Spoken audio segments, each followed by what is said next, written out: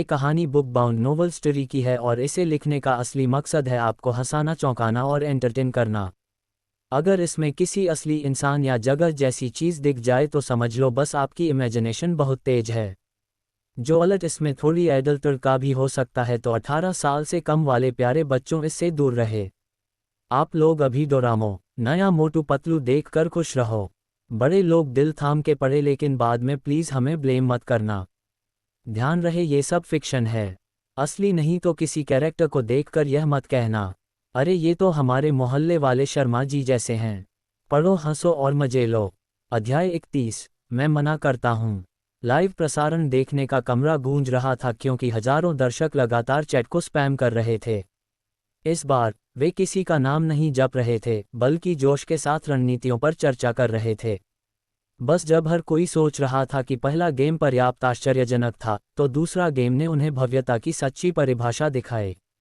दोनों पक्ष अपनी आक्रामक और रक्षात्मक रणनीतियों को बदलते रहे, और 10 मिनट से भी कम समय में उन्होंने पहले ही 6 अलग अलग रणनीतियां प्रदर्शित कर दी थीं। पूरे समय विभिन्न जांच हमले, कवर, पैंतरेबाजी और फ्लैंकिंग थे। यह अत्यधिक शानदार था। किंग्स लीग में एक टीम की लड़ाई का सबसे गौरवशाली क्षण ने दर्शकों को सांस रोकने और उत्साह से पागल कर दिया। और यह ठीक वही था जहां खेल का असली आकर्षण निहित था। कुछ छोटी टीमों ने तकनीकी आंकड़े संकलित करना भी शुरू कर दिया, इस मैच को शिक्षण सामग्री के रूप में उपयोग करने की योजना बना रहे थे। बड़ी टीमें सामरिक कमान पर अधिक ध्यान केंद्रित कर रही थीं, क्योंकि उस क्षेत्र में अधिक प्रतिभा के लिए हमेशा जगह होती है। खासकर वह व्यक्ति जो हान शुइंग से टक्कर ले सकता था। वह कौन था? क्या ये वास्तव में शी जुवान शी शैन था? इस क्षण शी जुवान का फोन तथाकथित परिचितों से अंतहीन कॉल से लगभग फूट रहा था। कुछ ने सिर्फ मामूली बातें पूछी, जानकारी हासिल करने की कोशिश की। क्रोधित होकर एक स्थानीय टीम के किसी ने आज के मौसम के बारे में भी पूछा। शी जुवान जितना शांत था, इतना गुस्सा हुआ कि वह अपनी नाक को आकार से बाहर मुड़ते हुए महसूस कर सकता था। हम एक ही शहर में हैं और तुम मुझसे मौसम के बारे में पूछ रहे हो? क्या तुम खुद खिड़की से बाहर नहीं देख सकते? कॉल से घिरे हुए शी जुवान बार बार जवाब देने के लिए बाहर निकला, पूरा मैच छोड़ दिया। फैन फेयांग ने उस पर नजर डाली। एक कड़वी मुस्कान के साथ शी जुवान ने कहा, वे सब जानकारी खोदने के लिए यहाँ हैं। कप्तान, क्यों न बस टीम की आधिकारिक वेबसाइट पर एक घोषणा पोस्ट करें, मैं हूं प्रकाश, आई बाइक शी जुवान नहीं हूं। फैन फियांग ने एक दुर्लभ मुस्कान फोड़ी, शरारत में आनंद लेते हुए। उसने अपना सिर वापस मैच की ओर मोड़ा, एक बार फिर ध्यान से देखते हुए। उसका फोन बहुत पहले बंद कर दिया गया था। विश्वासघात और पलटवार। इस क्षण में लड़ाई आखिरकार अपने सबसे रोमांचक दृश्य तक पहुंच गई। ईश्वर के परिप्रेक्ष्य से नीचे देखते हुए, मैं हूं प्रकाश और उसके 5 हीरो हान शुक को घेरे हुए थे। हान शुक की आईडी चौंकाने वाली जादूगरनी स्टनिंग एन्चांट्रेस थी, और उसने अपने हीरो के रूप में दिव्य चुड़ैल डिवाइन विच को छोटे ऊना था। उस पर करीब आओ, लेकिन बहुत करीब से पीछा मत करो। अपने अल्टीमेट बचाओ और मेरे आदेश का इंतजार करो। प्रकाश ने स्क्रीन को घूर कर देखा, शांत और व्यवस्थित ढंग से आदेश देते हुए। ये दिव्य चुड़ैल टेलीपोर्टेशन के लिए स्थानों को चिन्हित करने में निपुण थी और शक्तिशाली नियंत्रण कौशल रखती थी, एक निष्क्रिय छोटी यह क्षमता के साथ जो उसकी अपनी आंदोलन गति को बढ़ाती थी। एक कुशल खिलाड़ी के हाथों में ये हीरो एक दुर्स्वप्न था। यहाँ तक कि 5 नायकों से घिरे होने पर भी प्रकाश सतर्क रहा। दिव्य चुड़ैल की वापसी को काटने वाला चेतन का ब्लेड मास्टर था, एक गैर चुपके हत्यारा हीरो जो तेज आंदोलन और चार्ज करने में सक्षम था। उस क्षण चेतन की आंखों की गहराइयों में एक जलती हुई जुनून फिर से जगी। पहले गेम में वह संतुष्ट नहीं था। क्यों उसे प्रकाश के बजाय हार के लिए दोष लेना चाहिए? ये पर्याप्त होता अगर प्रकाश और उसकी टीम बस 2 सेकंड के लिए टिके रहते, नहीं, यहाँ तक कि सिर्फ 1 सेकंड। 50,000 लोग अखाड़े में एक असाधारण हत्यारे को एक साथ 5 मार हासिल करते देखेंगे। वह उस अवसर को खोना बर्दाश्त नहीं कर सका। चेतन ने अपना दिल कठोर कर लिया। ब्लेड मास्टर ले टूटते हुए एक तेज चार्ज शुरू कर दिया। हान शुक 5 के खिलाफ 1 का सामना करते हुए शांत और रचित रही, इलाके के चारों ओर पैंतरेबाजी करते हुए। आखिरकार दिव्य चुड़ैल सबसे तेज थी। मैं हूं प्रकाश मजबूत हो सकता है, लेकिन उसके साथी बस साधारण खिलाड़ी थे। निश्चित रूप से अंतर होंगे। हान शुग उस क्षण का इंतजार कर रही थी। निश्चित रूप से ब्लेड मास्टर आगे बढ़ गया। हान शुग की आंखें चमक उठीं, आईडी को पहचान लिया और धीरे से हंस दी। कितना बेवकूफ, वह एक स्थानापन्न कैसे बन गया। उद्धरण चिन्ह। खेल में जैसे ही ब्लेड मास्टर करीब आया, दिव्य चुड़ैल ब्लेड मास्टर की ओर अपनी पीठ के साथ अचानक तेज हो गई और सामने विरोधियों की ओर चार्ज किया, एक करो या मरो की लड़ाई के लिए तैयार। चेतन चिंतित हो रहा था। अगर उसे मरना था तो उसे उसके हाथ से मरना होगा। ब्लेड मास्टर का शरीर चमका, सभी गति क्षमताओं को सक्रिय किया गया। प्रकृति के मामले में ब्लेड मास्टर और दिव्य चुड़ैल दोनों फुर्ती आधारित हत्यारा हीरो थे। पीछे से वार करने वाले हत्यारों की अक्सर एक उच्च घातक दर होती थी।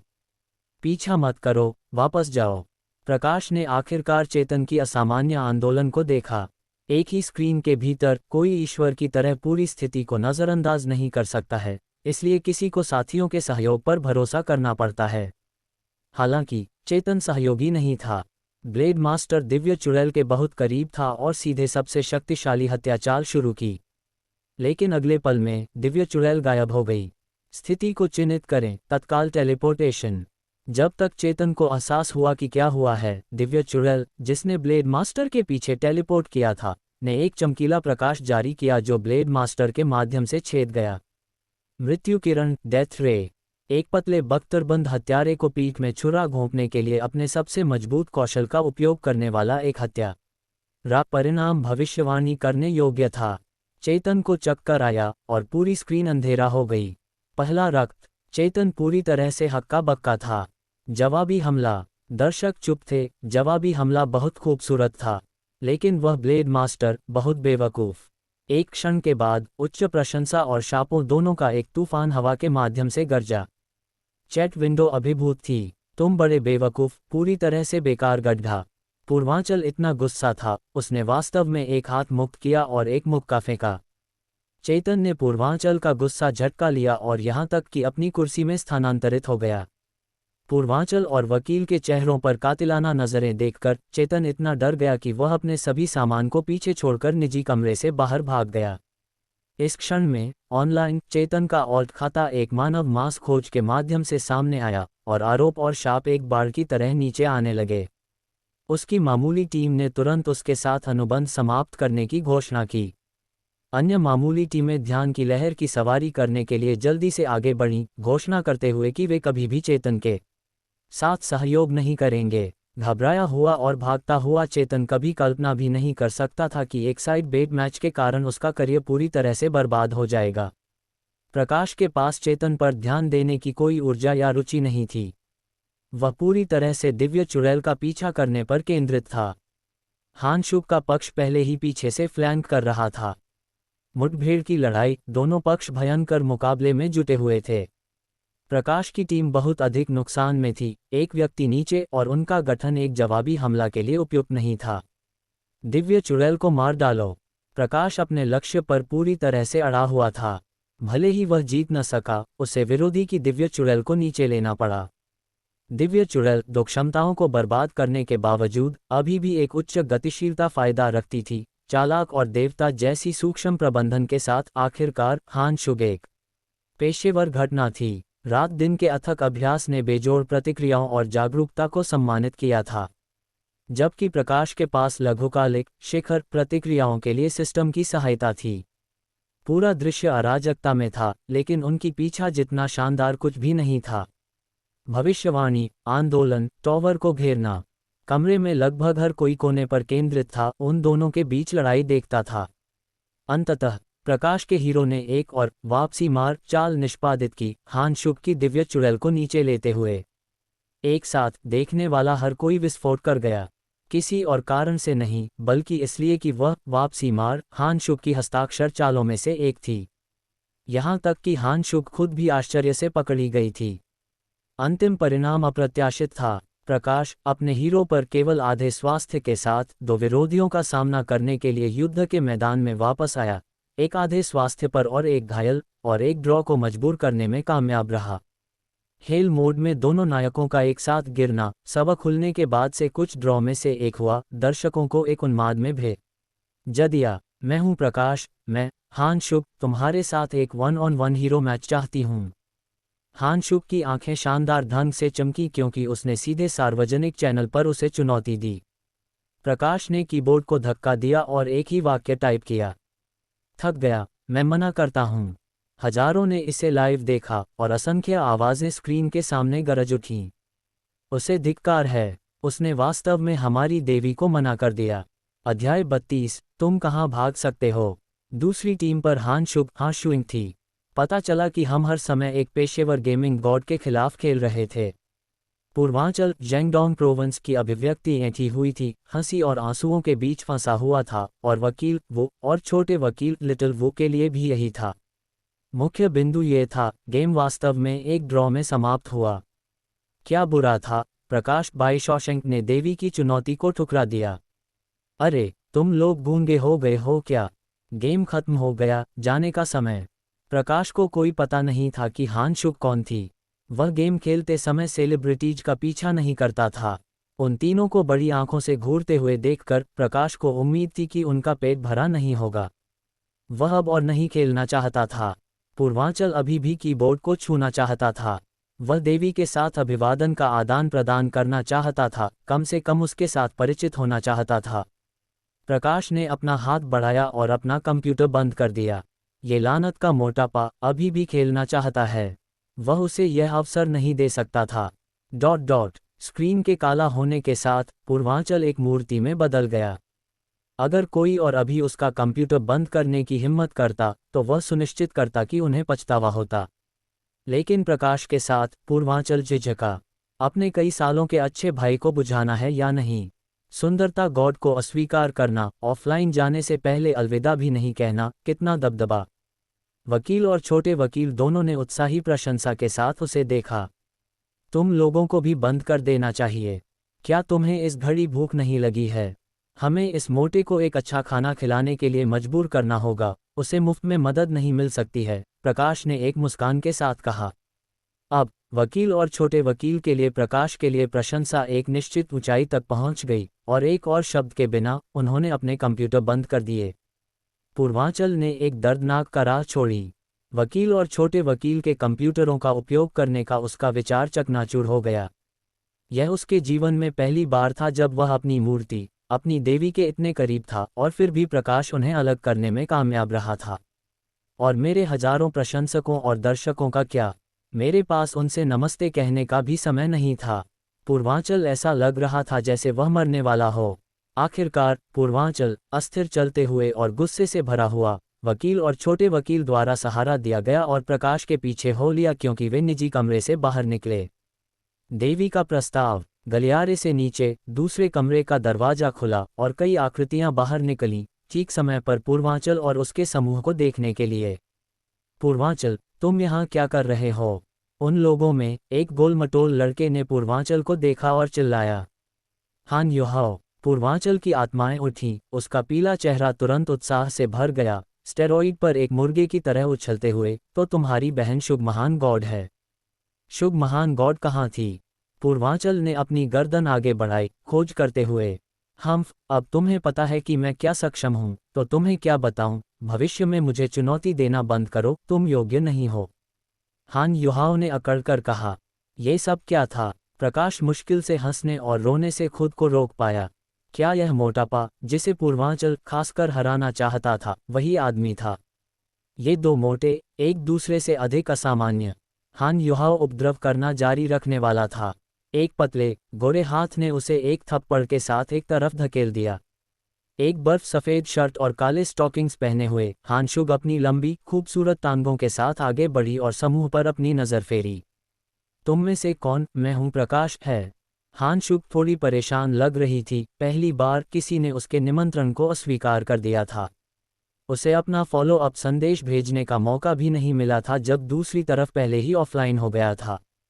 वह बहुत अति भयानक था। हान शुक की नज़र प्रकाश के चेहरे पर पड़ी। हर किसी के उत्साह की तुलना में प्रकाश बहुत शांत और रचित लग रहा था। जैसे ही हान शुक ने प्रकाश को देखा, प्रकाश भी उसे देख रहा था। प्रकाश की आंखों में यह महिला खूबसूरत और सेक्सी थी, जंगलीपन का एक संकेत के साथ, और उसकी नज़र वास्तव में काफ़ी आक्रामक थी।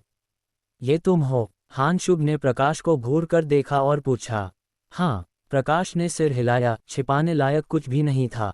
हानशुग की आंखें उत्साह से चमक उठीं, जबकि हान युहाओ और उसके बगल के अन्य लोग चौंककर हाँफ उठे। क्या ये मैं हूँ प्रकाश था? वह जादुई कौशल के साथ लगभग जादुई दिखने वाला, जिसने सामरिक कमान में हानशुग का भी मुकाबला किया था। काफी सुंदर हो, है ना? हानशुग ने मधुरता से मुस्कुराया और सीधे पूछा, तुम किस टीम के साथ हो? टीम? प्रकाश ने सिर हिलाया, मैं बस एक सोलो खिलाड़ी हूँ, एक गेम के लिए एक दोस्त के साथ शामिल हुआ।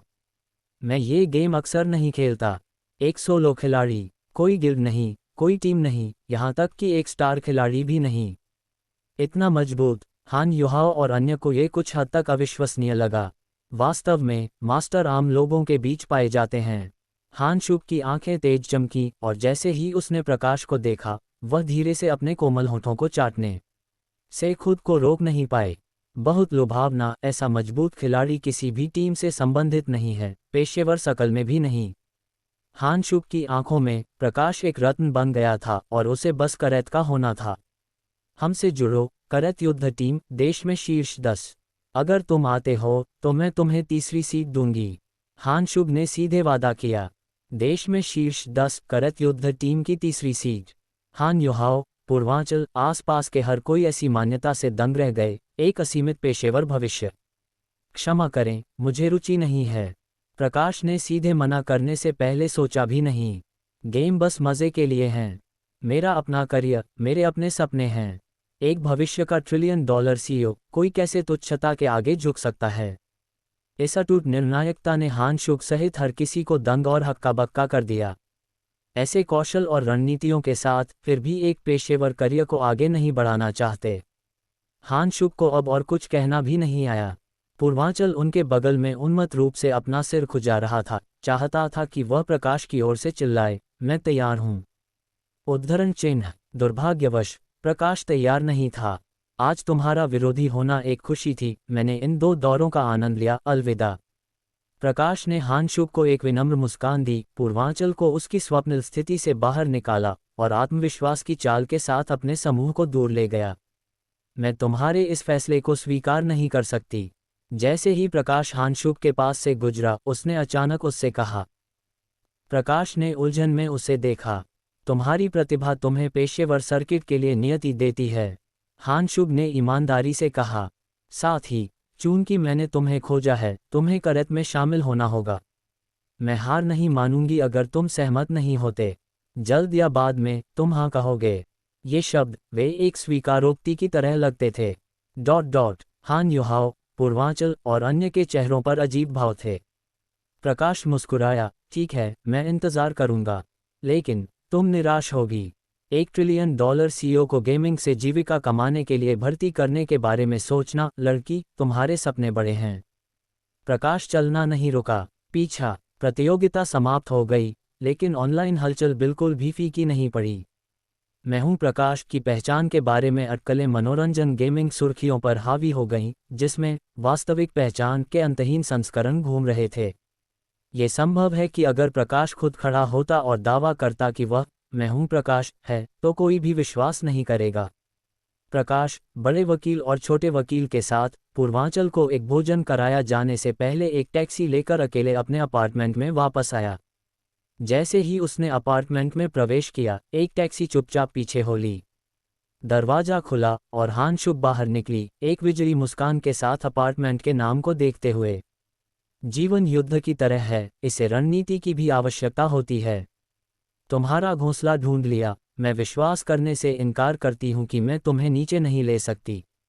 हानशुग ने अपना फ़ोन निकाला और एक कॉल किया। हान युहाओ, क्या तुमने उस आदमी का नाम पता लगा लिया है? ठीक है, मुझे मिल गया। वैसे, परिवार को बताना कि मैं कुछ समय के लिए बाहर रहने के लिए एक जगह किराए पर ले रही हूँ। फ़ोन काटने के बाद, हानशुग ने एक आह छोड़ी और अपार्टमेंट को देखते हुए, उसने शरारती ढंग से मुस्कुराया। प्रकाश, चलो देखते हैं कि तुम अब कहाँ भाग सकते हो। अध्याय 33, बाएं और दाएं पड़ोसी। जैसे ही सुबह अलार्म बजा, प्रकाश बाई शॉशैंक चौंक कर जाग गया और कपड़े पहनने के लिए जल्दी से उठा। ये सिर्फ आधे रास्ते में था कि उसे याद आया कि उसे आज काम पर नहीं जाना है। प्रकाश अपने नर्म बिस्तर पर वापस लेट गया, थोड़ी और नींद लेने की उम्मीद में, लेकिन वह पूरी तरह से जाग चुका था। उठो, प्रकाश अनिच्छा से फिर से उठ गया। बगल के दरवाजे से फर्नीचर हटाने की आवाज़ें झटके में आईं। सुबह सुबह घर बदलना। प्रकाश को परसों याद आया जब वह अकेले चला गया था, बाजार में अनगिनत यात्राएं कर रहा था। यह एक बहुत बड़ी परेशानी थी। जब वह बाहर निकला तो प्रकाश ने बगल के दरवाजे को देखा। कमरा 107, लोगों का एक झुंड अंदर और बाहर आ रहा था। फर्नीचर को इधर उधर ले जाया जा रहा था, लेकिन सब कुछ बिल्कुल नए आइटमों के साथ बदला जा रहा था। प्रकाश ने कमरा 105 पर वापस देखा, उलझन में।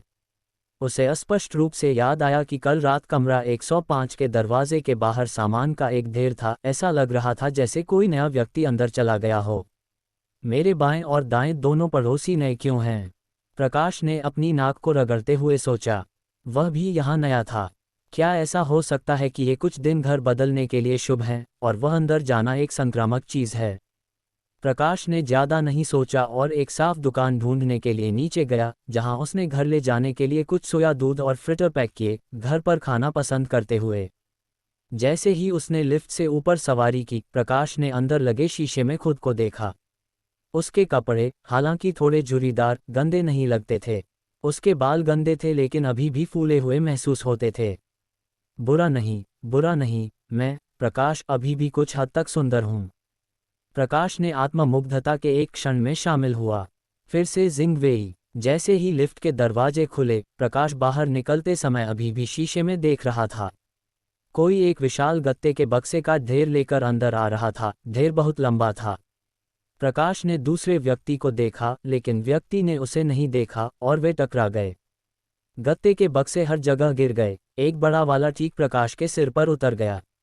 बॉक्स की सामग्री, आइटमों का एक मिश्रण, प्रकाश की नाक और कानों पर लटक गया। ये अजीब आइटम गंदे कचरे के नहीं लगते थे, बल्कि इसके बजाय एक हल्की खुशबू उत्सर्जित करते थे जिसने प्रकाश को अनजाने में सूंघा। वे वास्तव में काफ़ी अच्छी खुशबू देते हैं। आह, मुझे बहुत माफ़ करना, क्षमा करें। विस्मय की एक श्रृंखला पीछे हो ली। यह एक महिला की आवाज़ थी, कानों को बहुत सुखद। लेकिन ये क्यों लगता है कुछ हद तक परिचित। एक हाथ से बैग पकड़े हुए, प्रकाश ने दूसरे का उपयोग अपने सिर से बॉक्स को हटाने की कोशिश करने के लिए किया। बॉक्स थोड़ा बड़ा था और उसे इसे उतारने में संघर्ष करना पड़ा। बॉक्स के नीचे से उसने पैरों की एक जोड़ी को उसके पास आते देखा। पैरों के शुद्ध सफ़ेद शीर्ष, पारभासी त्वचा, गोल टखने और पतले, सुरुचिपूर्ण अनापिंडलियां सुंदरता से परे थे, त्रुटिहीन कला के टुकड़ों की तरह। व्यक्ति ने जल्दी से प्रकाश के सिर से गत्ते का बॉक्स हटा दिया। जैसे ही प्रकाश की आंखों ने प्रकाश को समायोजित किया, उसने आश्चर्य के साथ अपने सामने वाले व्यक्ति को देखा। ये तुम हो? दोनों ने एक ही समय में विस्मय किया। प्रकाश और वेजुलियन एक ऐसी स्थिति में फिर से एक दूसरे से टकरा गए। वेजुलियन का चेहरा, पहले से ही आश्चर्यचकित, लाल हो गया। उसने प्रकाश के कान से कुछ लटकते हुए देखा। वेजुलियन ने जल्दी से वस्तु को पकड़ा और इसे अपनी पीठ के पीछे छिपा लिया। प्रकाश का कान लगभग उसके साथ बाहर आ गया और अपने आश्चर्य में वह देखने में कामयाब नहीं हुआ कि वह क्या था। वेजुलियन का सुंदर चेहरा उसकी पतली, बर्फ सफ़ेद गर्दन के साथ झींगा जैसा लाल हो गया। ये मेरे पुराने कपड़े हैं, वेजुलियन ने एक लाल चेहरे के साथ हकलाया, समझाने की कोशिश करते हुए। ओह, प्रकाश ने खाली ढंग से जवाब दिया। अजीबपन केवल एक क्षण तक चला, इससे पहले कि वे दोनों ठीक हो गए और एक मुस्कान साझा की। अरे, तुम दोनों, क्या तुम अंदर जा रहे हो? जैसे ही वे अजीब महसूस कर रहे थे, वेजुलियन के पीछे से एक अधीर आवाज़ आई। दो श्रमिक उनके पीछे थे, फर्नीचर के साथ इंतजार कर रहे थे, इस बात से अनजान कि वे कितनी देर से वहां थे। अंदर आओ, बस एक पल इंतजार करो। प्रकाश ने जल्दी से वेजुलियन का पीछा किया, विभिन्न गत्ते के बक्से जो लिफ्ट के दरवाजे को अंदर रोक रहे थे, उन्हें पैक करते हुए। जैसे ही लिफ्ट नीचे की ओर गई, प्रकाश ने वेजुलियन को उन पुरानी चीज़ों को छोड़ने में मदद की। वेजुलियन ने प्रकाश को नाश्ता कराने पर जोर दिया। आखिरकार, उसके कारण उसका सोया दूध और तले हुए आटे की छड़ें गिर गईं और बिखर गईं, उसे खाने के लिए कुछ भी नहीं छोड़कर। चूंकि वेजुलियन ने पहले ही नाश्ता कर लिया था, प्रकाश को उसे देखना असहज लगा, इसलिए उसने जाने के लिए एक और सेवारत ली। वापस रास्ते पर उन्होंने आकस्मिक रूप से बातचीत की और जब तक वे लिफ्ट पर पहुंचे वे पहले ही दोस्तों की तरह थे। भाग्य कभी कभी काफ़ी अद्भुत और अकथनीय होता है। कुछ लोग हर समय मिलते हैं फिर भी बातचीत में शामिल नहीं हो सकते हैं, जबकि अन्य पहली मुलाकात पर पुराने दोस्तों की तरह बात करते हैं। मुझे एहसास नहीं था कि तुम ही अंदर जा रही थी। मैं 106 में रहता हूँ, बस परसों अंदर चला गया। तुम्हें अधिक बार आना चाहिए, पड़ोसी प्रकाश ने एक मुस्कान के साथ कहा। तुम्हारे पास वहाँ काफ़ी श्रमिक हैं, क्या तुम्हें अधिक मदद की ज़रूरत है? मैं तुम्हारी मदद कर सकता हूँ। उद्धरण चिन्ह, खासकर चीज़ों को फेंकने में। प्रकाश ने चुपचाप अपने दिमाग में जोड़ा। चाल 107 के लिए है, मैं 105 में रहती हूँ। शुएलियन हंसी, तो तुम 106 में हो, परसों अंदर चले गए। मैं वास्तव में तुमसे 2 दिन पहले अंदर चली गई थी। जो मैंने कल किया वह कुछ सामान खरीदना था। तो यह ऐसा है, क्या तुम अकेले रहती हो या एक प्रेमी के साथ? प्रकाश ने आकस्मिक रूप से पूछा, अकारण घबराया हुआ और उत्सुक महसूस करते हुए। उसे इस वेइशुएलियन के बारे में एक विशेष रूप से अच्छा एहसास था। एक गुणी और सुंदर महिला एक आदमी को एक अच्छा मैच बनाती है। क्या होगा अगर वह अकेली है? मुझे मौका मिल सकता है। प्रकाश इसकी तलाश में था। मेरा कोई प्रेमी नहीं है, मैं खुद से रहती हूँ, बस अपने चचेरे भाई के स्थान से बाहर चली गई हूँ, वेइशुएलियन ने सच्चाई से जवाब दिया। यह महान है। प्रकाश ने गुप्त रूप से रोमांचित महसूस किया, उसे यह पड़ोसी पसंद आया। तुम्हें बगल में रहते हुए महान है। तुम एक संस्कारी व्यक्ति लगती हो जिसे शांत पसंद है, बिल्कुल शोरगुल नहीं। कमरा 107 के विपरीत, सुबह सुबह अंदर जाना, पूरी मंजिल को परेशान करना। प्रकाश ने थोड़ी चापलूसी में भी फिसल गया। वेइशुएलियन ने मधुरता से मुस्कुराया। उसका भी प्रकाश के बारे में एक बहुत अच्छा प्रभाव था, खासकर जब से वह उन गरीब और कमजोर लोगों के लिए खड़ा होने को तैयार था। जैसे ही उन्होंने बात की, लिफ्ट पहुंच गई और बाहर निकलने पर वे श्रमिकों के एक समूह में भागे जो 107 में जाने का काम पूरा कर चुके थे। पड़ोसी होना भाग्य है, क्या तुम्हें नहीं लगता? क्या हमें जाकर अपने नए पड़ोसी को नमस्ते कहना चाहिए? शुएलियन ने सुझाव दिया। वास्तव में, नए पड़ोसी जो एक के बाद एक अंदर चले गए, वह भाग्य है। उन्हें जानना अच्छा है, बस अगर भविष्य में कुछ सामने आता है तो दूर के रिश्तेदार की तुलना में पास में एक पड़ोसी होना बेहतर है। प्रकाश ने सिर हिलाया, हाँ, नमस्ते कहना अच्छा है। दोनों 107 के दरवाजे तक चले गए, जो खुला था। एक सुंदर आकृति बस बाहर निकलने के लिए हुई, सीधे उनका सामना करते हुए। SILHOUETTES की मालकिन का एक सुंदर चेहरा था जो वेइशुएलियन से कम नहीं था। उसकी आंखों में आलस्य का एक स्पर्श था, एक अद्वितीय आकर्षण पैदा करते हुए। उसके होंठ हमेशा एक फीकी मुस्कान के साथ घुमावदार थे और जैसे ही उसने अपने कंधों पर अपनी बाहें मोड़ी और चली, हर चाल आकर्षण से भरी हुई थी। हानशुग, प्रकाश ने व्यक्ति को पहचानने पर विस्मय किया, ये तुम हो? उद्धरण चिन्ह, क्या ये कल रात से पेशेवर महिला खिलाड़ी नहीं थी? वह यहाँ कैसे चली गई, और ठीक मेरे बगल में? प्रकाश को अचानक एक बुरा एहसास हुआ। एक पड़ोसी के लिए एक सुंदरता बेशक अच्छी है, लेकिन ये सुंदरता एक आग गर्म मिर्च है। जब हानशुग ने प्रकाश को देखा तो वह भी चौंक गई, लेकिन फिर उसके मुंह के कोने एक अकड़ मुस्कान में उठ गए। प्रकाश, मैंने तुमसे कहा था, तुम मुझसे भाग नहीं सकते। फिर हानशुग की आंखें सतर्क हो गईं प्रकाश के बगल में वेइशुएलियन को देखने पर। यह महिला कौन है? वह किसी और टीम से नहीं है, क्या वह है? हानशुग ने मान लिया कि अन्य उसके जैसे थे, उसकी आंखों में महान शत्रुता दिखाते हुए। इससे कोई फर्क नहीं पड़ता कि तुम कौन हो, अगर तुम किसी व्यक्ति के लिए मुझसे प्रतिस्पर्धा करने की हिम्मत करते हो, बिल्कुल नहीं। अध्याय 34। दो महिलाएं एक शो। वे एक दूसरे को जानते हैं। वेइशुएलियन ने जिज्ञासा से हानशुग को देखा। खूबसूरत और सेक्सी, क्या प्रकाश बाई शॉशेंग एक आदमी यह नहीं जानता होगा कि ऐसी परिचित बगल के दरवाजे में चली गई है? क्या वह उसे नहीं बताएगी, या वह उसे आश्चर्यचकित करने की योजना बना रही थी? इसके अलावा इस महिला ने प्रकाश से बात करते समय जो स्वर और व्यवहार इस्तेमाल किया, उसमें अस्पष्टता का एक संकेत था। प्रकाश को फिर से देखते हुए वह थोड़ा विरोध दिखाता हुआ लगता था। क्या ये हो सकता है वे एक समय प्रेमी थे, या शायद यह एक महिला का एक आदमी का पीछा करने का मामला था? वेइशुएलियन ने खुद से बड़बड़ाया। वेइशुएलियन ने हानशुग को सद्भावना से भरी एक मुस्कान पेश की, लेकिन उसे बदले में एक ठंडी नज़र मिली जिसने उसे थोड़ा हक्का बक्का कर दिया। मैंने इस बहन को अपमानित नहीं किया है ना? प्रकाश के बगल में खड़े होने के अलावा क्या ये हो सकता है कि उसने गलत समझा है? वेई शुएलियन चौंक गई थी। गलत समझने वाली कोई और नहीं बल्कि वेई शुएलियन खुद थी। हान शुग, खेल में एक सामरिक मास्टर, वास्तविक जीवन में कुछ व्यावसायिक आदतों को ले जाने के लिए बाध्य थी। इसे सरल शब्दों में कहें तो एक संभावित खतरे को देखने पर उसकी शुरुआती प्रतिक्रिया घबरा जाना था। वेई शुएलियन के प्रति उसका अवांछनीय रूप पूरी तरह से एक अचेतन प्रतिक्रिया था। उसने वेई शुएलियन को किसी अन्य टीम के स्काउट के रूप में माना। क्या ये तुम्हारी दोस्त है? हान शुग ने प्रकाश से एक मुस्कान के साथ पूछा। नहीं, हम बस आज मिले हैं, वेई शुएलियन ने जल्दी से जवाब दिया, किसी भी अनावश्यक गलतफहमी को पैदा करने से डरते हुए। बस आज मिले। उस एक वाक्य के साथ हान शुग ने वास्तव में गलत व्याख्या की।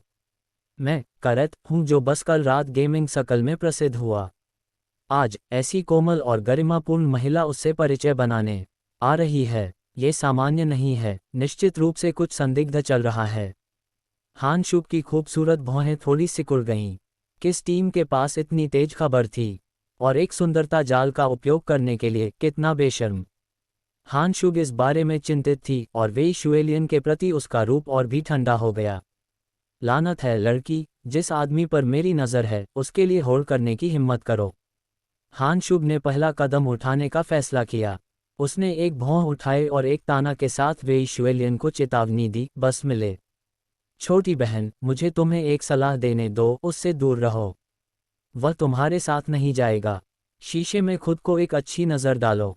तुम्हारे पास न तो क्षमता है और न ही योग्यता।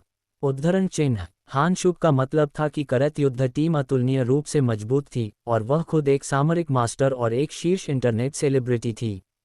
अगर प्रकाश पेशेवर सर्कल में प्रवेश करना चाहता था तो उसकी टीम सबसे अच्छा विकल्प थी। वेई शुएलियन दंग थी। वह पहले से ही बहुत सतर्क रही थी, यहाँ तक कि तुरंत यह स्पष्ट कर दिया था कि वह कौन थी, तो उसे अभी भी क्यों डांटा गया, और वह भी इतनी सख्ती से। शीशे में खुद को एक अच्छी नज़र डालो का क्या मतलब था? जब महिलाओं के मिजाज की बात आती है तो उन्हें गुस्सा दिलाने में सिर्फ एक या दो वाक्य लगते हैं। 1. उन्हें मोटा कहो। 2. उन्हें बदसूरत कहो। खासकर दो महिलाओं के बीच जो समान रूप से आकर्षक हैं, सहज विरोध खेल में है, प्रभाव को बढ़ाता है। वेई शुएलियन तुरंत गुस्सा हो गई। मिलने पर ये चीज़ें कहना अच्छा नहीं है। चाहे मेरे पास क्षमता हो या नहीं, ये तुम्हारे ऊपर नहीं है कि तुम फैसला करो। क्या होगा अगर वह मुझे चुनता है? वेई शुएलियन की मुस्कान गायब हो गई क्योंकि उसने ठंडे ढंग से जवाब दिया, तुम्हें भी उसे परेशान करना बंद कर देना चाहिए। 1. अंगूर जो ज़बरदस्ती उसकी बेल से तोड़ा जाता है, मीठा नहीं होता। क्या तुम वास्तव में मुझसे प्रतिस्पर्धा करना चाहती हो? हान शुग ने घूर कर देखा, उसकी आंखें चौड़ी हो गईं। क्या सभी छोटी टीमें इतनी बेशर्म हैं? यह नहीं है कि मैं प्रतिस्पर्धा करना चाहती हूँ, लेकिन तुम मुझे एक प्रतिद्वंद्वी के रूप में मानने पर जोर दे रही हो। क्या मजाक है, जैसे कि मैं तुम्हें एक प्रतिद्वंद्वी मानूंगी। तुम खुद को अधिक आंक रही हो। उद्धरण चिन्ह। तुम्हारे लिए भी यही बात है, यह मत सोचो कि तुम इतनी महान हो। दोनों महिलाएं आगे और पीछे चलीं, उनके शब्द तलवारों की तरह तेज थे। प्रकाश ने ऐसा महसूस किया जैसे वह हवा में एक खतरनाक माहौल को स्पष्ट रूप से महसूस कर सकता है। ब्लेड और तलवारें आगे और पीछे उड़ रही थीं। वह उलझन में उन्हें बहस करते देखा। जितना अधिक उसने सुना उतना ही अधिक उसे महसूस हुआ कि कुछ गड़बड़ है। अगर उसने अकेले हान शुग के शब्दों को सुना तो वह समझ सकता था। अगर उसने अकेले वेई शुएलियन के शब्दों को सुना तो वह भी एक अनुमान लगा सकता था। लेकिन एक साथ रखा जाए तो ऐसा लगता था कि दोनों ने कुछ गलत समझ लिया था। प्रकाश तब समझा, अरे तुम दोनों बहस करना बंद करो। मैं प्रकाश ने टोकने की कोशिश की। चुप रहो। वेई शुएलियन और हान शुग ने एक साथ उस पर घूर कर देखा, एक दूसरे के शब्दों को प्रतिध्वनित करते हुए। प्रकाश ने जल्दी से अपना मुंह बंद कर लिया। गलियारे में कई किराएदारों ने जिज्ञासा से अपने सिर बाहर निकालना शुरू कर दिया। फुसफुसाती आवाज़ें फीकी रूप से आगे बढ़ीं। दो टूक बातें, एक पूर्व पत्नी का मालकिन से मिलना। ... प्रकाश का चेहरा पीला पड़ गया। गपशप का डर जबरदस्त था, यह अब और नहीं चल सकता था। बहस करना बंद करो, बस एक सेकंड के लिए मेरी बात सुनो। प्रकाश गरजा। गलियारा तुरंत शांत हो गया। वेई शुएलियन और हान शुग ने हैरानी से प्रकाश को देखा। देवियों, कृपया मुझे कुछ शब्द कहने दें। प्रकाश ने अपनी आवाज़ कम कर दी और एक सुलह मुस्कान पेश की। आगे बढ़ो और बात करो, लेकिन तुम क्यों चिल्ला रहे हो? हान शुग ने उस पर घूर कर देखा। तुम मुझ पर क्यों चिल्ला रहे हो? क्या तुम अच्छे से बात नहीं कर सकते? वेई शुएलियन ने भौहें सिकोड़ीं। प्रकाश शब्दों के नुकसान में था। मैं अच्छे से बात करना चाहता हूँ, लेकिन तुम्हें मुझे एक मौका देना होगा। प्रकाश ने अपना गला साफ किया और ईमानदारी से दोनों महिलाओं को देखने से पहले अपने विचारों को व्यवस्थित करना शुरू किया। देवियों, मेरा मानना है कि इस झगड़े में एक गलतफहमी हुई है। ये यहाँ वेई शुएलियन है, जिससे मैं कुछ दिन पहले मिला था। वह एक शानदार महिला है जिसने निस्वार्थ रूप से एक बूढ़े सफाई कर्मचारी की मदद की जिसे धमकाया जा रहा था, सम्मानजनक और शोकपूर्ण। यहाँ उससे टकराना काफ़ी आश्चर्य और एक खुशी थी। ये हान शुग है, जिसके साथ मैंने कल एक मैच खेला था। वह एक गेमिंग गुरु, पेशेवर शकल में एक मास्टर रणनीतिकार है। उसने पेशेवर सर्किट में शामिल होने के लिए मुझे निमंत्रित करने पर जोर दिया, करत युद्ध टीम का एक हिस्सा बनने के लिए, लेकिन मैं उस तरह से जीविका कमाना नहीं चाहता। इसके बारे में सोचो, शायद तुम में से हर एक न एक दूसरे के इरादों को गलत समझ लिया। मुझे लगता है कि एक गलतफहमी हुई है। अब तुम दोनों कह सकती हो कि तुम प्रकाश की दोस्त हो। हम सब क्यों न बैठ जाएं और बातचीत करें? प्रकाश ने सांस लेने की हिम्मत नहीं की और जल्दी से एक सांस में बोलना पूरा किया। उसने जितना संभव हो स्पष्ट और ईमानदार होने की कोशिश की ताकि यह सुनिश्चित हो सके कि उन्होंने उसे समझ लिया है।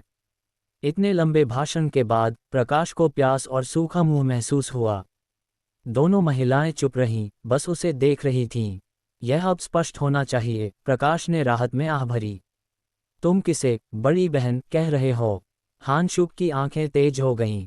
ये बहुत ज्यादा है। क्या मैं तुमसे बड़ी दिखती हूँ? क्या मैं इतनी बुरी दिखती हूँ? वेई शुएलियन ने नाराजगी से कहा। प्रकाश हक्का बक्का था। क्या तुम समझ नहीं सकती कि मैं वास्तव में यहाँ क्या कहने की कोशिश कर रहा हूँ? क्या यह मेरे द्वारा उपयोग किए गए शीर्षक के बारे में है? एक महिला के दिमाग के अंदर वास्तव में क्या चलता है? प्रकाश को ऐसा महसूस हुआ जैसे वह खून खांसने वाला हो। बेशक, वेई शुएलियन और हान शुग ने उसे पूरी तरह से समझ लिया था। उसने बहुत स्पष्ट रूप से बात की थी, और उन्होंने गलतफहमी को महसूस किया था। ये वास्तव में महिलाओं के लिए अजीबपन को दूर करने का एक तरीका था, और उनके जाने बिना प्रकाश बलि का बकरा बन गया। मुझे वास्तव में माफ़ करना। यह मेरी ओर से एक गलतफहमी थी। नहीं, नहीं, मैं वह थी जिसने निष्कर्षों पर छलांग लगाए। अचानक, एक कॉमेडी के दृश्य की तरह, दोनों महिलाएं ठीक हो गईं। कुछ विनम्र आदान प्रदान के बाद, एक दूसरे के कपड़ों और मेकअप की तारीफ करते हुए, वे अकारण हिट हो गईं। प्रकाश हैरान था। महिलाओं की चंचलता एक बार फिर अपने विश्व दृष्टिकोण को पुनः परिभाषित कर रही थी। एक मिनट वे भयंकर रूप से बहस कर रहे थे, अगले वे दोस्त थे। वे इसे कैसे करते हैं? अंत में, वेई शुएलियन ने हान शुग के कमरे को व्यवस्थित करने में मदद करने पर जोर दिया, और हान शुग ने खुशी से स्वीकार कर लिया। जाने से पहले, हान शुग ने प्रकाश के हाथ से नाश्ता छीन लिया। ये परेशानी पैदा करने के लिए है, इसे मुआवजा मानो। ये कहने के बाद, दोनों महिलाएं कमरा 107 की ओर हाथ में हाथ डालकर चली गईं। प्रकाश वहां खड़ा था, हक्का बक्का। मैंने तुम्हारे लिए कभी क्या किया? और वह मेरा नाश्ता था। अध्याय 35। कृपया मुझे सिखाओ। प्रकाश बाई शॉशैंक तीसरी बार नाश्ता खरीदने के लिए नीचे गया, और विक्रेता लगभग पैक करने के लिए तैयार था। ये फिर से तुम हो? काफ़ी भूख है, युवा आदमी। तुम सब कुछ क्यों नहीं ले लेते? मैं तुम्हें एक सौदा दूंगा, विक्रेता ने उत्साह से कहा। ज़रूरत नहीं, बस हमेशा की तरह, कृपया, प्रकाश ने उदासीनता से जवाब दिया। अपना नाश्ता लेकर दूर चलते हुए, प्रकाश अभी भी अपने पीछे जोड़े की बातचीत सुन सकता था। वह युवा आदमी स्वस्थ लगता है। वह इतनी आसानी से भूखा कैसे हो सकता है? क्या उसे कोई बीमारी है या कुछ? तुम क्या बकवास कर रहे हो? वह बस जवान है। जब तुम जवान होते हो तो तुम्हें 9 बजे भूख लगती है और 9:30 बजे तक भूख से मर रहे होते हो। भविष्य में, वह एक बड़ा ग्राहक होगा। उसे थोड़ा अतिरिक्त दो। प्रकाश हंसने और रोने से खुद को रोक नहीं पाया। उसने उम्मीद नहीं की थी कि वह नाश्ते के स्टॉल का वीआईपी बन जाएगा। अपने वापस रास्ते पर, प्रकाश ने देखा कि कमरा 107 का दरवाजा खुला था, इसलिए वह जल्दी से दबे पांव गुजरा। जब वह अपने दरवाजे पर पहुंचा तो वह अंदर रेंगने में भी बहुत सावधान था। अंदर प्रवेश करने और दरवाजा बंद करने के बाद प्रकाश भोजन की मेज पर बैठ गया, अपना नाश्ता खाने के लिए तैयार। लेकिन बस कुछ ही काटने के बाद किसी ने जोर से दरवाजा खटखटाना शुरू कर दिया। प्रकाश, प्रकाश, हां शुइंग ने एक के बाद एक पुकारा। प्रकाश ने झांका नहीं, घर पर न होने का नाटक करते हुए। प्रकाश, मैं जानती हूं कि तुम अंदर हो, दरवाजा खोलो। क्या तुम न सुनने का नाटक कर रहे हो? मैं दरवाजा तोड़ दूंगी। हानशुग ने लगातार बकबक करना जारी रखा। प्रकाश ने 2 टिश्यू पेपर लिए, उन्हें कुचल दिया और प्रत्येक कान में एक भर दिया। प्रकाश, प्रकाश, तुम्हारे पास अंदर छिपने की हिम्मत है, तुम्हारे पास दरवाजा खोलने की हिम्मत है, बस चुपचाप अंदर मत छिपो। उद्धरण चिन्ह। हानशुग न केवल खटखटा रही थी, बल्कि आकर्षक वाक्यांशों के साथ ताना भी मार रही थी। प्रकाश ने बस सोया दूध का एक घूंट लिया और फिर एक फुसफुसाहट छोड़ दी, इसे पूरी मेज पर छिड़क दिया, अनियंत्रित रूप से खांसते हुए। देखो, वह अंदर है। हानशुग की अकड़ आवाज आई, जैसे कि वह किसी और से बात कर रही थी। क्या वे शुएलियन, वे जूलियन भी बाहर थी? प्रकाश के पास अपने मुश्किल से शुरू किए गए नाश्ते से उठने के अलावा कोई विकल्प नहीं था दरवाजा खोलने के लिए। जब उसने दरवाजा खोला तो प्रकाश हक्का बक्का रह गया। देहरी में वे शुएलियन एक सफ़ेद झालरदार एप्रन, एक सफ़ेद कॉलर वाली ठोस रंग की पूरी लंबाई वाली पोशाक के ऊपर पहन रही थी। उसके सिर पर एक नौकरानी का हेडबैंड पूरा था। उसकी पूरी उत्तम छाती, पतली हंस जैसी गोरी गर्दन, नाजुक लाल होंठ और मुस्कुराती आंखों ने इस पोशाक में भी लालित्य का एक माहौल जोड़ा। हानशुग उसके बगल में खड़ी थी, वे शुएलियन के समान पोशाक पहने हुए, हालांकि एक बहुत छोटी स्कर्ट के साथ। काले स्टॉकिंग्स में उसकी असाधारण रूप से लंबी सीधी टांगें विशेष रूप से आंखों को पकड़ने वाली थीं। उसके वक्र पूरी तरह से परिभाषित थे और उसकी छाती लगभग बटन को फाड़ रही थी। उसकी आंखों में नकली क्रोध का एक रूप था। प्रकाश ने महसूस किया कि उसका खून गर्म हो गया है। ये 2 जादूगरनियां, क्या वे वास्तव में बस अपना नया घर व्यवस्थित कर रही थीं? ऐसे क्यों सजना, नौकरानी पोशाक में कोई कम नहीं। तुमने बाहर आने में वास्तव में समय लिया, हानशुग ने एक उठी हुई भौं के साथ व्यंग्यात्मक ढंग से कहा। अगर मैं बाहर नहीं आया होता तो तुम तोड़-फोड़ कर अंदर आ जाती, प्रकाश ने उन पर इशारा करते हुए कहा। इन पोशाकों में क्या है? उद्धरण चिन्ह। वे शुएलियन शर्मा गई, लेकिन इससे केवल उसका आकर्षण बढ़ा।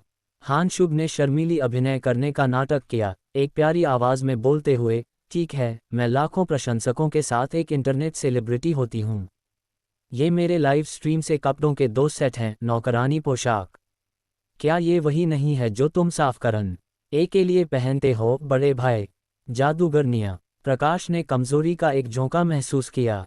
पर्याप्त गपशप, हम तुम्हें फर्नीचर हटाने के लिए यहाँ हैं। हानशुग की अभिव्यक्ति कठोर हो गई, अपनी आधिकारिक व्यवहार को वापस पाते हुए। प्रकाश ने निराशा की एक लहर को महसूस किया जो उस पर धो गई। वे शुएलियन हंसी, चलो उसकी मदद करो। क्या मैं कम से कम अपना नाश्ता पहले पूरा कर सकता हूँ? प्रकाश ने पूछा। यह अब लगभग ठंडा है। खाने के लिए क्या है? लगभग दोपहर हो गई है। इसे करो और मैं तुम्हें एक बड़ा भोजन कराऊंगी, चलो जल्दी करते हैं। हानशुग ने प्रकाश को अगले दरवाजे तक घसीटा। हानशुग के नए घर पर पहुंचने पर प्रकाश ने पता लगाया कि अंदर का लगभग सारा फर्नीचर बदल दिया गया था। कोई आश्चर्य नहीं कि उसने सुबह श्रमिकों को चीजें अंदर और बाहर ले जाते हुए देखा था। वे मूल फर्नीचर को बाहर फेंक रहे थे। प्रकाश ने सोचा कि इसे बड़ा जीना कहा जाए या बस फिजूल खर्ची। पेशेवर सुंदरता और गेमिंग देवी के पास संपत्ति प्रबंधन के साथ बातचीत करने का कोई तरीका होना चाहिए, क्योंकि उन्होंने वास्तव में उसे यह करने की अनुमति दी थी। उस कैबिनेट को वहां हटाओ और उस मेज को इस जगह पर बदलो, शुभ ने निर्देशित किया। क्या मैं इसे खुद से हटा रहा हूं? प्रकाश ने पूछा। क्या तुम्हें लगता है कि हम तुम्हारे साथ ऐसे पहनकर उठा सकते हैं? तुम एक बड़े आदमी हो, तुम्हारे पास खूब ताकत है, शुभ ने मामूली ढंग से कहा। मैं तुम्हारी मदद करूंगी, शुएलियन ने विचारपूर्वक कहा। प्रकाश ने उसकी पतली और पीली कलाई पर नजर डाली और तुरंत इसे बर्दाश्त नहीं कर सका। इसे भूलो, मैं भारी सामान उठाऊंगा। तो इसके बारे में बात क्यों करते हो? शुभ ने आह भरी। ये मेज़ें और कैबिनेट सभी ठोस लकड़ी के बने थे, खाली होने पर भी भारी। प्रकाश ने पूरी ताकत से धक्का दिया और खींचा उन्हें उन स्थितियों तक ले जाने के लिए जो शुभ ने अनुरोध की थी।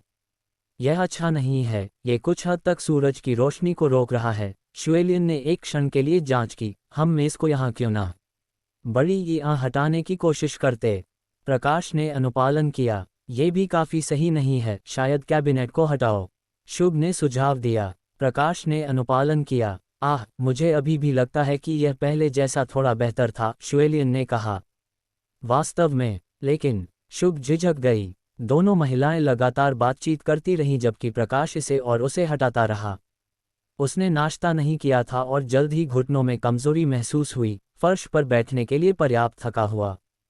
प्रकाश, जाते रहो, शुभ ने कहा।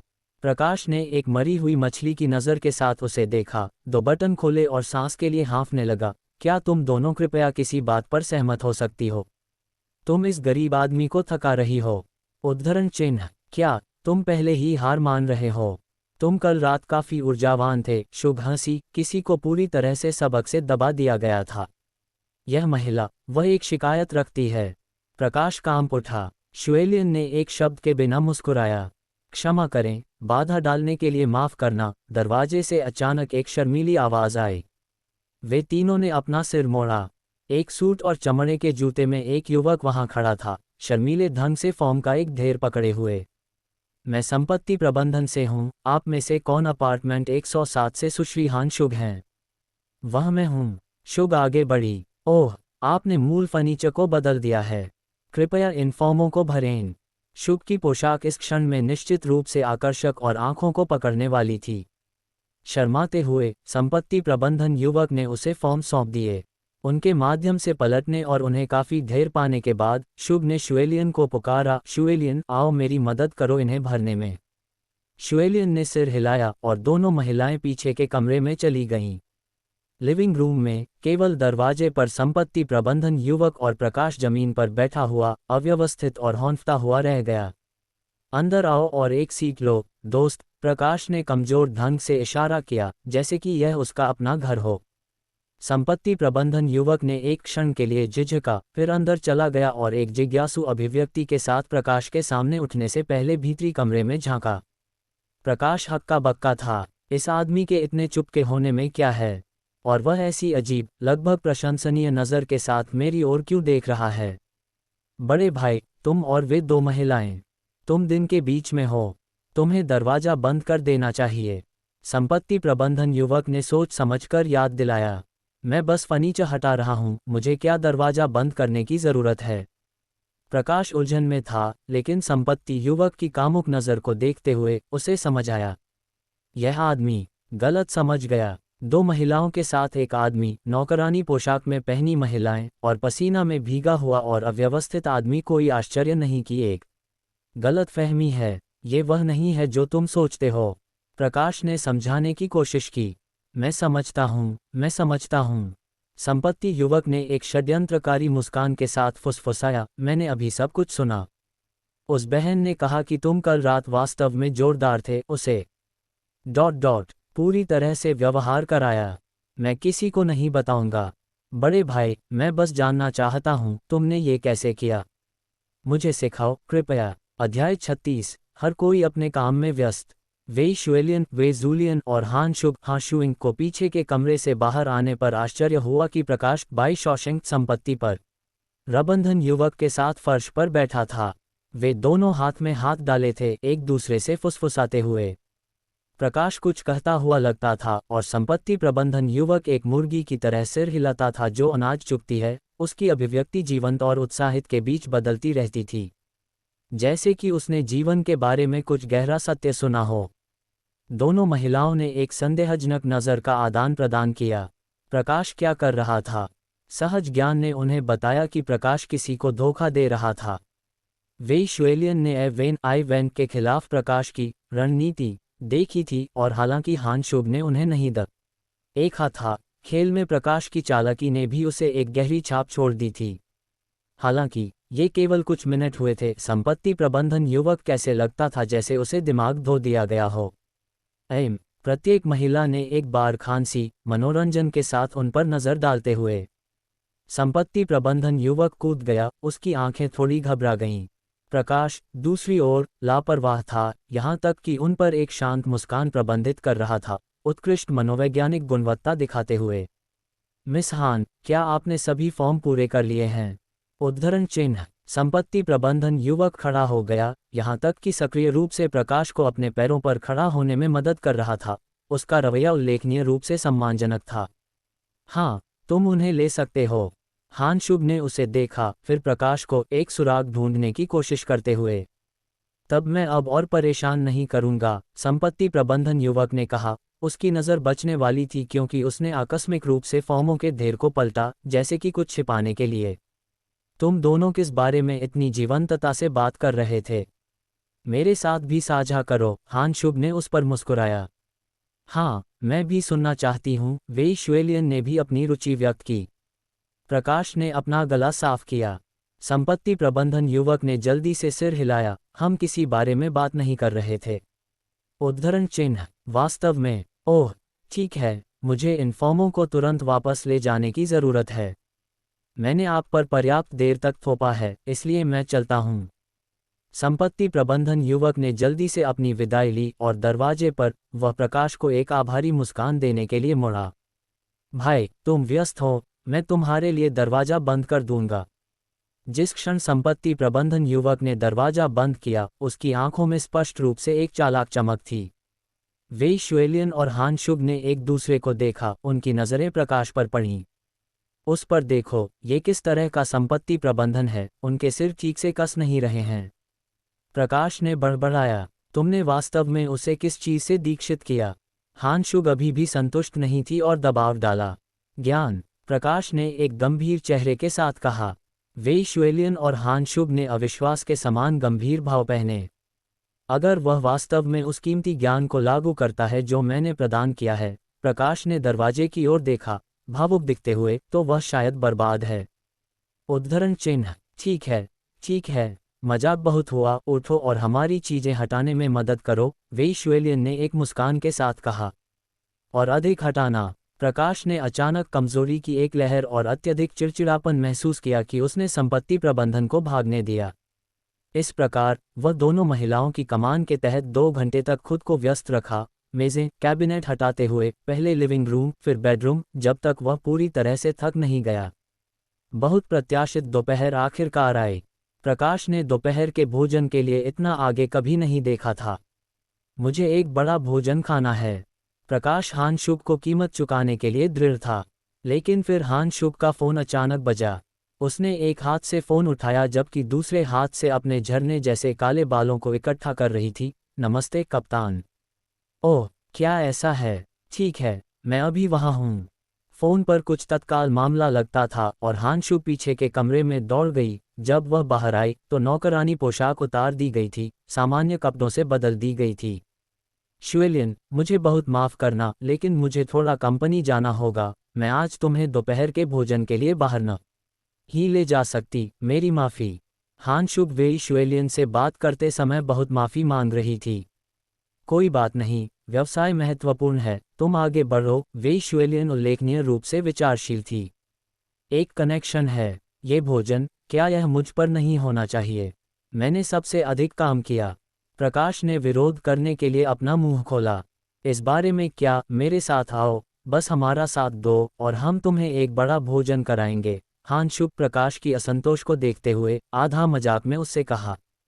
इसे भूलो, मुझे याद रहेगा कि तुम पर मेरा ये भोजन बाकी है। प्रकाश ने कमजोर ढंग से हाथ हिलाया। फुसफुस, फिर तुम याद रखो। हान शुभ ने अपने होंठ सिकोड़े। वे तीनों हान शुभ के स्थान से चले गए। उसने दरवाजा बंद कर दिया और जल्दी से कदमों के साथ लिफ्ट की ओर भागी। वास्तव में, यह अच्छा है कि वह चली गई है। मुझे वेई शुएलियन के साथ कुछ अकेला समय मिल सकता है। प्रकाश ने खुद से यह सोचा और काफ़ी खुश महसूस किया। लेकिन इससे पहले कि वह बोल पाता, वेई शुएलियन का फ़ोन भी बजा। तुम मजाक कर रही हो, तुम्हारे पास भी कुछ है? प्रकाश कहने से खुद को रोक नहीं पाया। मेरे पास ये नंबर सहेजा नहीं है। वेई शुएलियन ने अपने फ़ोन पर नज़र डाली। मैं इसे उठाऊंगी, ये बिक्री या कुछ हो सकता है। प्रकाश ने ये सुनकर थोड़ा राहत महसूस की। क्या मैं पूछ सकती हूँ कि कौन बोल रहा है? वेई शुएलियन ने कॉल का जवाब दिया और सेकंडों के भीतर उसकी आंखें चमक उठीं। एक नौकरी साक्षात्कार। आज दोपहर में 1 बजे एक प्रशिक्षण व्याख्याता पद के लिए। जरूर ने प्रकाश के बाल खड़े कर दिए। एक शनिवार को साक्षात्कार, किस तरह की कंपनी ऐसा करती है? एक प्रशिक्षण कंपनी। क्या ये वही नहीं है जो पूर्वांचल से हैं? वह मोटापा। मुझे प्रशिक्षण कंपनियों से नफरत है। प्रकाश ने खुद से बड़बड़ाया। मुझे वास्तव में माफ़ करना, मुझे एक साक्षात्कार के लिए जाना होगा। वेई शुएलियन ने फ़ोन बंद कर दिया, थोड़ा शर्मिंदा लगते हुए। उसकी आंखें माफ़ी से भरी हुई थीं। ये काफ़ी दूर है। मुझे अब वहाँ जाना होगा। तुम्हें अभी भी पहले खाने का एक काटने होना चाहिए। प्रकाश ने अभी भी उम्मीद रखी। ज़रूरत नहीं, मैं ठीक हूँ। मैंने हाल ही में एक आहार पर रही हूँ। मैं दोपहर का भोजन छोड़ सकती हूँ। फिर मिलते हैं। वेई शुएलियन ने एक मुस्कान के साथ माफ़ी मांगी और अपने स्थान की ओर दौड़ गई। प्रकाश हक्का बक्का था। उसने वहां देखा, हान शुक बस लिफ्ट पर चढ़ गई थी और यहाँ वेई शुएलियन ने बस अपना दरवाज़ा बंद कर दिया था। वह पूरी सुबह मजदूर रहा था और यह उसका दुखद पुरस्कार था। एक हवा निकली हुई आत्मा के साथ प्रकाश उदासी से अपने घर वापस आया। भूखा होकर उसने मेज़ पर एक डोनट देखा जिसे केवल कुछ बार काटा गया था और कुछ ठंडा सोया दूध। उसका नाश्ता। बहुत भूख लगी है। प्रकाश मदद नहीं कर सका लेकिन करा सका क्योंकि उसने डोनट के लिए पहुंचा, अपना मुंह चौड़ा खोला और जोर से काटने वाला था। फिर एक रिंगटोन बजी, इस बार अपने फ़ोन से। यार, ये कॉल सभी एक साथ आते हैं। प्रकाश ने नंबर पर नज़र डाली। अनजान, अगर तुम कुछ बेच रहे हो तो तुम मर गए। प्रकाश ने धमकी भरी आवाज़ में बड़बड़ाया और जवाब बटन दबाया, फ़ोन को अपने कान तक लाते हुए। नमस्ते। फ़ोन के दूसरे छोर पर एक महिला की आवाज़ थी जो काफ़ी परिचित लगती थी। क्या ये प्रकाश है? उद्धरण चिन्ह, यह मैं हूँ। तुम सुपरवाइज़र वो हो? प्रकाश ने आखिरकार आवाज़ को पहचाना। ये वू कियुयान की आवाज़ थी। क्या तुम्हारे पास अब समय है? मैं तुम्हें एक कप कॉफ़ी के लिए आमंत्रित करना चाहूँगी। वू कियुयान की आवाज़ शांत थी। वह मुझे कॉफ़ी के लिए आमंत्रित करना चाहती है। प्रकाश की आंखें थोड़ी चमकीं, फिर वह मुस्कुराया। ठीक है, जगह का नाम बताओ। North main street, island coffee. मैं तुम्हारा यहाँ इंतज़ार करूँगी। वो कियुयान ने पता दिया। महान, मैं अभी वहाँ हूँ। प्रकाश सहमत हुआ। फ़ोन बंद करने के बाद प्रकाश ने विचार किया। एक जाल, शायद ही, लेकिन वह निश्चित रूप से मुझसे कुछ जानकारी निकालना चाहती है। संयोग से मैं भी चाहता हूँ। प्रकाश मुस्कुराया। कॉफ़ी का ये कप काफ़ी रोचक लगता है। अध्याय 37। वू कियुयान की मुलाकात। प्रकाश बाई शॉशेंक वादे के मुताबिक पहुंचा और आसानी से तियानबेई स्ट्रीट पर आइलैंड कैफ़े का पता लगाया। ये चेन स्टोर अपने उष्णकटिबंधीय सजावट के साथ छोटे बुर्जुआ और जोड़ों के बीच एक पसंदीदा था, इसलिए इसे ढूंढना मुश्किल नहीं था। प्रकाश दुकान में घूमता हुआ चला गया और तुरंत खिड़की के पास बैठी वू कियुयान को देखा। वू कियुयान ने भी उसे देखा और उसे अपने पास आने का संकेत देने के लिए हाथ हिलाया। जैसे ही प्रकाश आगे बढ़ा, उसे ये देखकर आश्चर्य हुआ कि आज की वू कियुयान अलग लगती थी। उसने अपनी पेशेवर पोशाक नहीं पहन रखी थी, बल्कि इसके बजाय स्पोर्ट्सवियर में सजी हुई थी। शीर्ष लाल किनारे के साथ सफ़ेद था और वह एक जोड़ी छोटी, बर्फ सफ़ेद स्नीकर्स के साथ चमकीले लाल स्वेट पैंट पहन रही थी। उसकी मुद्रा सुंदर थी। प्रकाश ने वो कियुयान की जैकेट की जिपर को छाती पर दबाया हुआ देखा, थोड़ा सा पीली त्वचा और रूपरेखा की एक झलक प्रकट करते हुए। अपने वर्तमान स्पोर्टी और स्वस्थ आभा के साथ जुड़ा हुआ, वह उस वो कियुयान की तुलना में कहीं अधिक आकर्षक लगती थी जिसे वह पहले जानता था। यहाँ तक कि प्रकाश ने भी सोचा कि वह देखने के लिए काफ़ी एक दृश्य थी। तुम क्या पीना चाहोगे? यहाँ मोचा काफ़ी अच्छा है, वो कियुयान ने एक मुस्कान के साथ सुझाव दिया जैसे ही प्रकाश बैठ गया। शायद यह मुखर होने की उसकी आदत थी, लेकिन उसके सुझाव में अभी भी एक मजबूत महिला की विशिष्ट दृढ़ता का एक संकेत था। हालांकि उसके परिपक्व व्यवहार के साथ संयुक्त, इसने किसी तरह पुरुषों में जीतने की इच्छा जगाई। मैं आसान हूँ, चूंकि नेता इसकी सिफारिश करते हैं, मैं एक मोचा लूँगा। ओह, और भी, मुझे एक हिस्सा दो। नहीं, तिरामिसू और चीज़ केक दोनों, प्रकाश ने वेटर को बताया। वह अभी भी भूखा था। नेता, क्या तुम एक हिस्सा चाहोगी? प्रकाश ने एक मुस्कान के साथ पूछा। ज़रूरत नहीं, वो कियुयान ने जवाब दिया, मुस्कान वापस करते हुए। आज की वो कियुआन मिलनसार थी और अक्सर मुस्कुराती थी, कंपनी में अपने सामान्य बर्फीले व्यवहार से बहुत दूर। अपना ऑर्डर देने के बाद वेटर मुड़ा और चला गया। नेता, तुम्हें किसने मुझे कॉफ़ी के लिए आमंत्रित करने का ख्याल आया? क्या ये सम्मेलन में विभाग में गौरव लाने के लिए मेरी प्रशंसा करने के लिए है? प्रकाश ने निर्भीकता से कहा। चूंकि वो कियुआन पहुंचने योग्य थी, प्रकाश ने स्वाभाविक रूप से गंभीर और आरक्षित होने की जरूरत महसूस नहीं की। उसका व्यवहार और स्वर दोनों आरामदेह और आकस्मिक थे। ऐसा लगता था कि दोनों पक्ष एक सामंजस्यपूर्ण संचार की उम्मीद कर रहे थे। स्मार्ट लोगों से बात करना हमेशा आरामदायक था। वो कियुआन जानते हुए मुस्कुराए। मुझे नेता मत कहो, ये कंपनी नहीं है और हम काम के बारे में बात नहीं कर रहे हैं। क्या हम एक अधिक आकस्मिक पता इस्तेमाल नहीं कर सकते? वो कियुआन ने सुझाव दिया। जरूर, प्रकाश हंसा। क्या मैं तुम्हें यान कह सकता हूँ? वो कियुआन की तुलना में प्रकाश कुछ हद तक छोटा था। वो कियुआन ने इस उपनाम पर अपना सिर हिलाया, अपनी मंजूरी का संकेत देते हुए। ये जगह अच्छी लगती है। क्या तुम यहाँ अक्सर आती हो? जब मेरे पास खाली समय होता है तो मैं एक दौड़ के बाद आकर कुछ देर के लिए बैठ जाती हूँ। हाँ, एक स्वस्थ जीवन शैली। दोनों ने आकस्मिक रूप से बातचीत की, जानबूझकर अपने हाल के संघर्षों का कोई उल्लेख करने से बचते हुए। वास्तव में प्रकाश को व्यक्तिगत रूप से शैंक वेंशु द्वारा परियोजना पर रखा गया था, अनिवार्य रूप से उस संबद्धता के साथ ब्रांडेड, जबकि वो कियुआन ली मंटिंग और वांग ये के साथ जुड़ी हुई थी। वो कियुआन की शुरुआती कठिनाइयां व्यक्ति की तुलना में अधिक मुद्दे के बारे में थी, क्योंकि दोनों एक दूसरे को पहले नहीं जानते थे और निश्चित रूप से कोई शिकायत नहीं थी। वो कियुआन ने एक जैतून शाखा का विस्तार करने की कोशिश की, प्रकाश को ये समझाने की उम्मीद में। हालांकि उसने जल्द ही महसूस किया कि प्रकाश अपने पिछले विरोध के प्रति पूरी तरह से उदासीन लगता था। इस युवक का एक दिल समुद्र जितना चौड़ा था। वो कियुआन अंदर से उसकी प्रशंसा करने से खुद को रोक नहीं पाए और प्रकाश के लिए उसका शौक बढ़ गया। बेशक प्रकाश को परवाह नहीं थी, वह वो कियुआन की कठिनाइयों के लिए भी आभारी था। उन चुनौतियों ने उसे एक साफ लाभ कमाया था, केवल दर्जनों अंक नहीं, बल्कि नकद में 200,000 भी। दोनों बातचीत कर रहे थे। वेटर कॉफ़ी लेकर आया, साथ में तिरामिसू और चीज़ केक वाले 2 प्लेट भी। मैं तब पीछे नहीं हटूंगा। प्रकाश ने एक प्लेट उठाई और जी भरकर खाना शुरू कर दिया। वह वास्तव में थोड़ा भूखा था। दोपहर के भोजन का उल्लेख नहीं करने के लिए उसने नाश्ता भी नहीं किया था और पूरी सुबह भारी शारीरिक काम किया था। इसे आसान लो, अगर यह पर्याप्त नहीं है तो तुम और ले सकते हो, वो कियुआन ने एक हंसी के साथ कहा, दयालुता से प्रकाश को याद दिलाते हुए जो अपना खाना निगल रहा था। वह स्पष्ट रूप से बस एक बड़ा लड़का था। वो कियुआन ने एक मुस्कान के साथ उसे देखा, थोड़ा भावुक महसूस करते हुए। ये कल्पना करना मुश्किल था कि प्रकाश, जिसने सम्मेलन में वाक्पटुता, तार्किक और बारीकी से बात की थी, एक साहसी आत्मविश्वास उत्सर्जित करते हुए उसका ये पक्ष भी था। वो कियुआन ने उसे देखा। ये प्रकाश वास्तव में नापसंद करना वास्तव में मुश्किल था। वो कियुआन का प्रकाश के खिलाफ कोई व्यक्तिगत शिकायत नहीं थी। एक कामकाजी व्यक्ति के रूप में उसने भी उसके लिए एक प्रशंसा की भावना महसूस की थी जब उसने भीड़ को चकित कर दिया था, और अब उसने अपनी वर्तमान स्थिति को काफी मनोरंजक पाया। इस बार मैंने तुम्हें बाहर क्यों पूछा, वास्तव में बस एक आकस्मिक बातचीत के लिए था।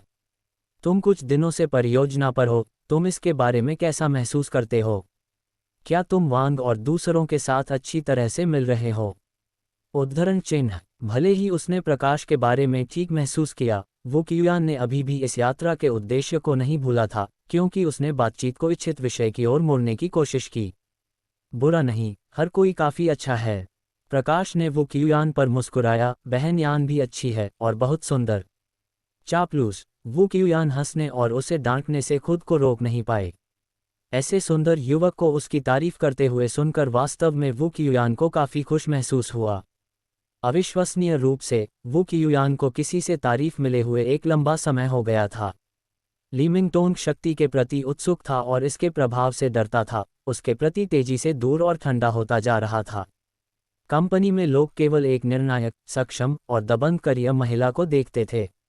लीमिंगटोन के साथ उसके संबंध के कारण उन्होंने उसके साथ मजाक करने की भी हिम्मत नहीं की।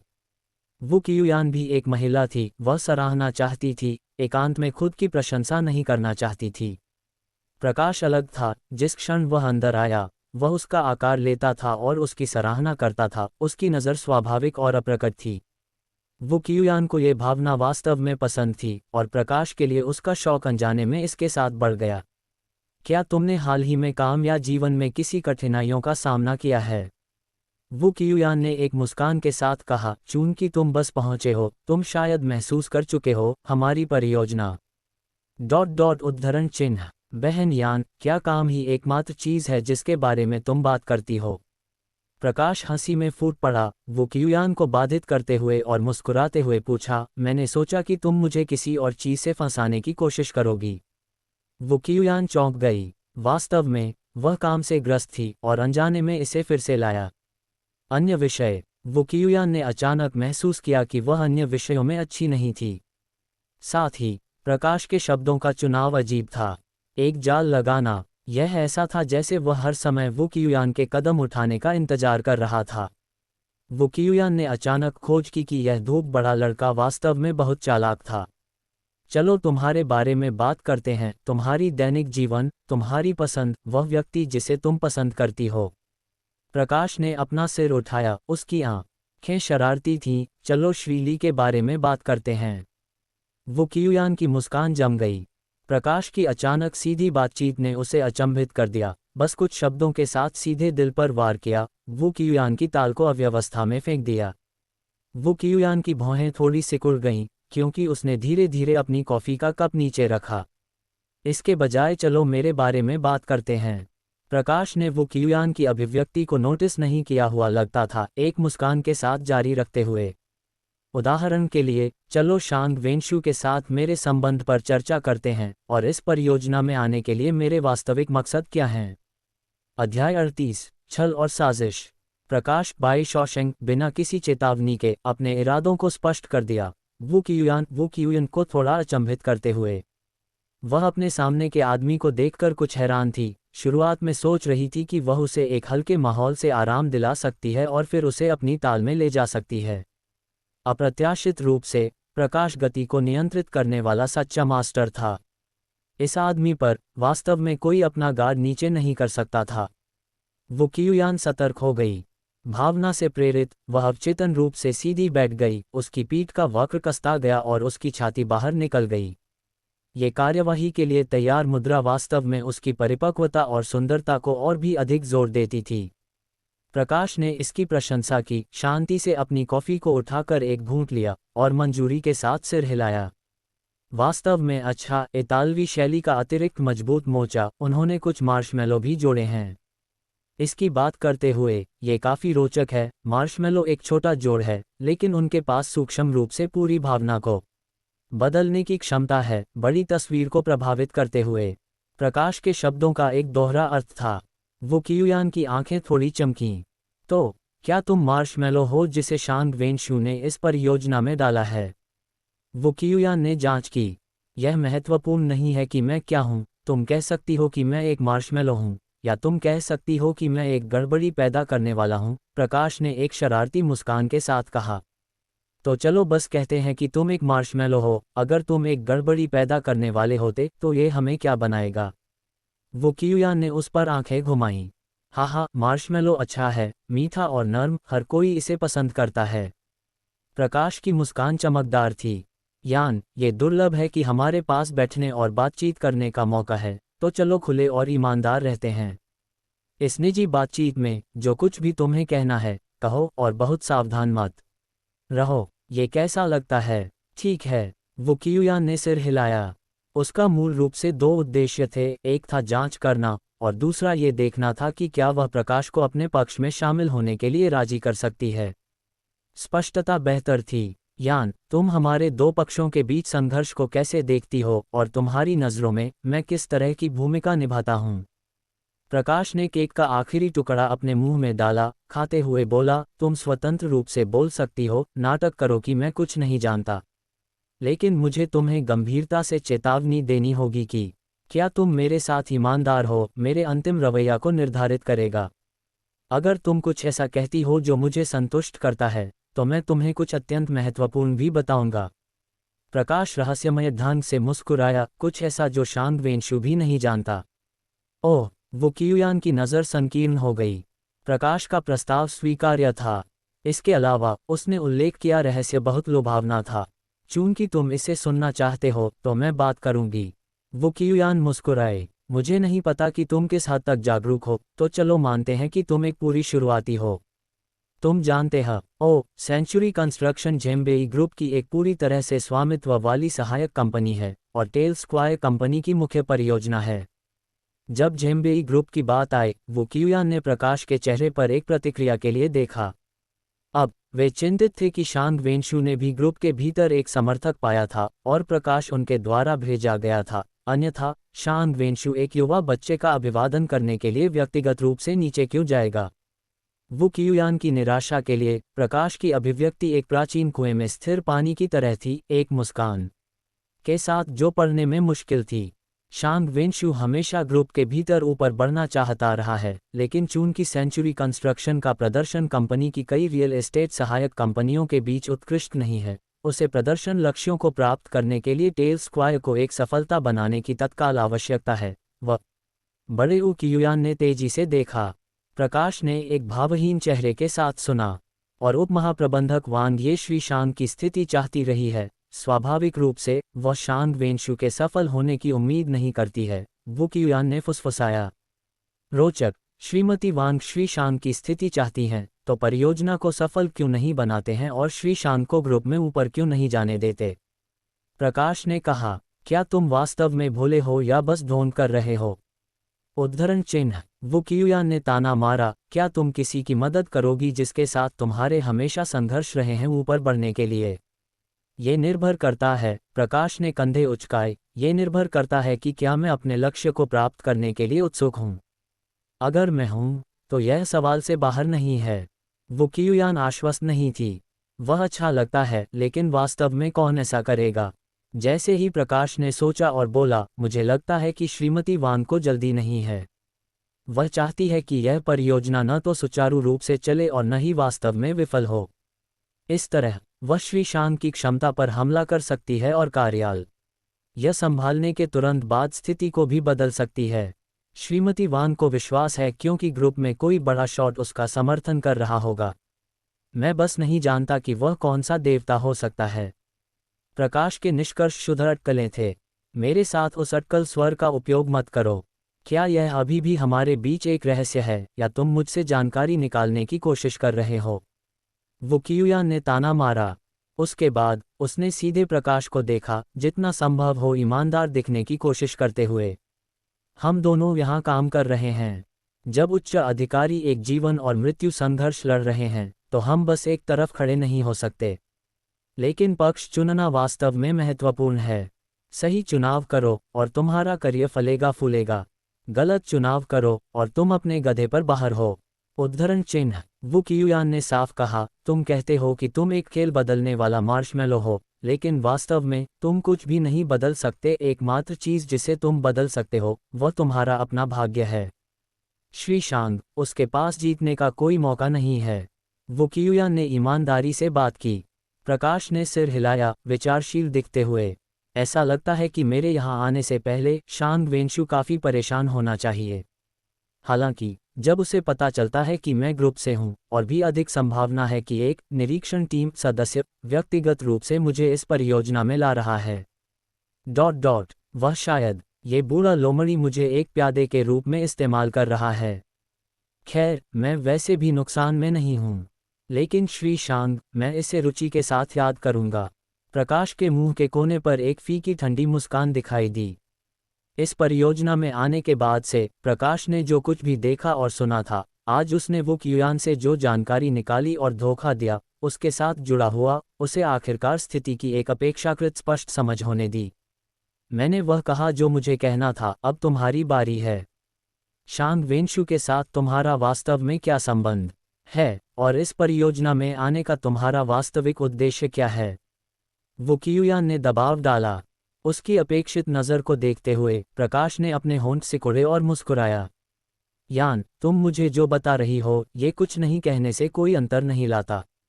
मैं वह एक लंबे समय से जानता हूँ। प्रकाश ने बिना लाल हुए या एक धड़कन छोड़े फीका झूठ बोला। तुम जो कह रही हो उसका कोई मूल्य नहीं है। तुम चाहती हो कि मैं तुम्हारे लिए खुल जाऊं। तुम पहले कुछ और ईमानदारी क्यों नहीं दिखाती और मुझे बताती हो तुम आगे क्या करने की योजना बना रही हो। उद्धरण चिन्ह। प्रकाश में वास्तव में हिम्मत थी। क्या तुम मेरे साथ खेल रही हो? वो कियुयान अचानक बर्फीली हो गई। उसकी गुस्से वाली नज़र का अपना आकर्षण था। हाँ, मैं बस मजाक कर रहा हूँ। प्रकाश ने जल्दी से उसे शांत करने की कोशिश की। मैं वह नहीं पूछूंगा जो मुझे नहीं चाहिए। चलो कुछ और बात करते हैं। मेरे रहस्य का संबंध में, चूंकि मैंने तुम्हें बताने का वादा किया है, मैं निश्चित रूप से करूंगा। लेकिन इससे पहले कि मैं करूं, क्या हमें कीमत के बारे में बात नहीं करनी चाहिए? मैं तुम्हारे स्वर से समझता हूं कि तुम मुझे शिकार करना चाहती हो। तुम्हारा ऑफर क्या है? प्रकाश ने इतनी हल्के से, इतनी बेशर्मी से सीधे पक्ष बदलने के बारे में बात की। इसने वो कियुयान को अपनी ईमानदारी पर थोड़ा संदेह करने पर मजबूर कर दिया। श्रीमती वांग और श्री ली, वे दोनों तुम्हें बहुत मूल्यवान मानते हैं। तुम जो भी कीमत चाहते हो बस कहो। उद्धरण चिन्ह। बिल्कुल कुछ भी। बिल्कुल कुछ भी। चंद्रमा के लिए शूट करो, सितारों के लिए तय करो। वो कियुयान तैयार थी। हालांकि जब उसने प्रकाश को अचानक शरारती ढंग से मुस्कुराते हुए देखा तो उसने फिर से अनिश्चित महसूस किया। ये बच्चा, वह किसी चाल पर नहीं है ना? ठीक है फिर, मैं तुम्हें लूंगा। अध्याय 39। तुम्हें एक रहस्य बताता हूँ। वो कियुयान अचानक स्तब्ध रह गई। प्रकाश बाई शॉशेंग वास्तव में इस तरह बात कर रहा था। ये अनियंत्रित रूप से वो कियुयान को ली मांगटिंग के निर्देश याद आए, चुपचाप गणना करते हुए कि प्रकाश से जानकारी कैसे निकालनी है। बेशक वे सभी क्षणभंगुर विचार थे। अचानक प्रकाश खड़ा हो गया, आगे झुकते हुए, करीब आते हुए। वो कियुयान उसके अचानक आंदोलन से चौंक गई। उसके बाद उसने प्रकाश को एक शरारती मुस्कान के साथ उसे देखते हुए देखा। उसकी आंखें वास्तव में काफी आकर्षक, यहाँ तक कि करिश्माई भी थीं। इस दूरी पर प्रकाश की सांस सुनाई दे रही थी। किसी अस्पष्ट कारण से वो कियुयान के दिल की धड़कन तेज हो गई और उसके गाल थोड़े से लाल हो गए। क्या तुम मेरे इतने करीब क्यों आ रहे हो? वो कियुयान हकला गई। अब वह भोली लड़की नहीं थी जो वह कभी थी, फिर भी वह उस क्षण अपने मन को डगमगाने से खुद को रोक नहीं पाए। वो कियुयान 30 के दशक में हो सकती थी, लेकिन उसने खुद को अच्छी तरह से बनाए रखा। उसकी त्वचा तंग और नाजुक थी, सफ़ेद चीनी मिट्टी के बर्तन की तरह चिकनी और दोषरहित। उसकी बादाम के आकार की आंखें पानीदार, अब थोड़ी घबराहट को दर्शाती थीं। प्रकाश के शरारती विचार हवा में गायब हो गए। वह वास्तव में बस इस महिला को चिढ़ाना चाहता था। ये कुछ नहीं है, मैं वास्तव में तुम्हें एक रहस्य बताना चाहता था। मेरा मतलब तुम्हें डराना नहीं था। प्रकाश मुस्कुराया और वापस बैठ गया। यान, घबराओ मत, मैं बस तुम्हारे साथ मजाक कर रहा था। तुम पागल नहीं हो ना? प्रकाश ने एक मुस्कान के साथ कहा, मानो कि मैं अशिष्ट रहा हूं। एक मजाक। वो कियुयान ने अपने सीने पर एक हाथ रखा, हल्की सांस लेते हुए। वह बहुत परेशान थी क्योंकि उसने प्रकाश को घूर रहा था, उन कारणों से परेशान थी जिन्हें वह समझा नहीं सकती थी। हालांकि अपनी परेशानी के बीच उसने शर्म का एक रंग महसूस किया, एक अवर्णनीय भावना। तुम वास्तव में गुस्से में नहीं हो ना? यान, मेरे दिल में तुम हमेशा उदार रही हो। प्रकाश ने जल्दी से जोड़ा, लेकिन महसूस किया कि वो कियुयान और भी अधिक परेशान लगती है, इसलिए उसने जल्दी से विषय बदल दिया। इस बारे में क्या? मेरी पहले की अशिष्टता के लिए क्षतिपूर्ति करने के लिए मैं तुम्हें एक रहस्य बताऊंगा जो मैंने किसी को नहीं बताया है। अभी ये छोटा शरारती, क्या वह वास्तव में डरता है कि मैं गुस्से में हूं? प्रकाश की अभिव्यक्ति को देखते हुए वो कियुयान को अचानक हंसने की एक तीव्र इच्छा महसूस हुई। वह वास्तव में चाहती थी। उसका गुस्सा और शर्मिंदगी एक पल में गायब होती दिखी। प्रकाश वास्तव में एक छोटा शरारती था जिस पर पागल रहना असंभव था। बोलो, अगर यह मुझे संतुष्ट नहीं करता है तो मैं अभी भी तुम्हें छोड़ूंगी नहीं। वो कियुयान का चेहरा कठोर रहा। हालांकि उसका रवैया बदल गया था। प्रकाश ने राहत की सांस ली, अब कोई जल्दी नहीं थी।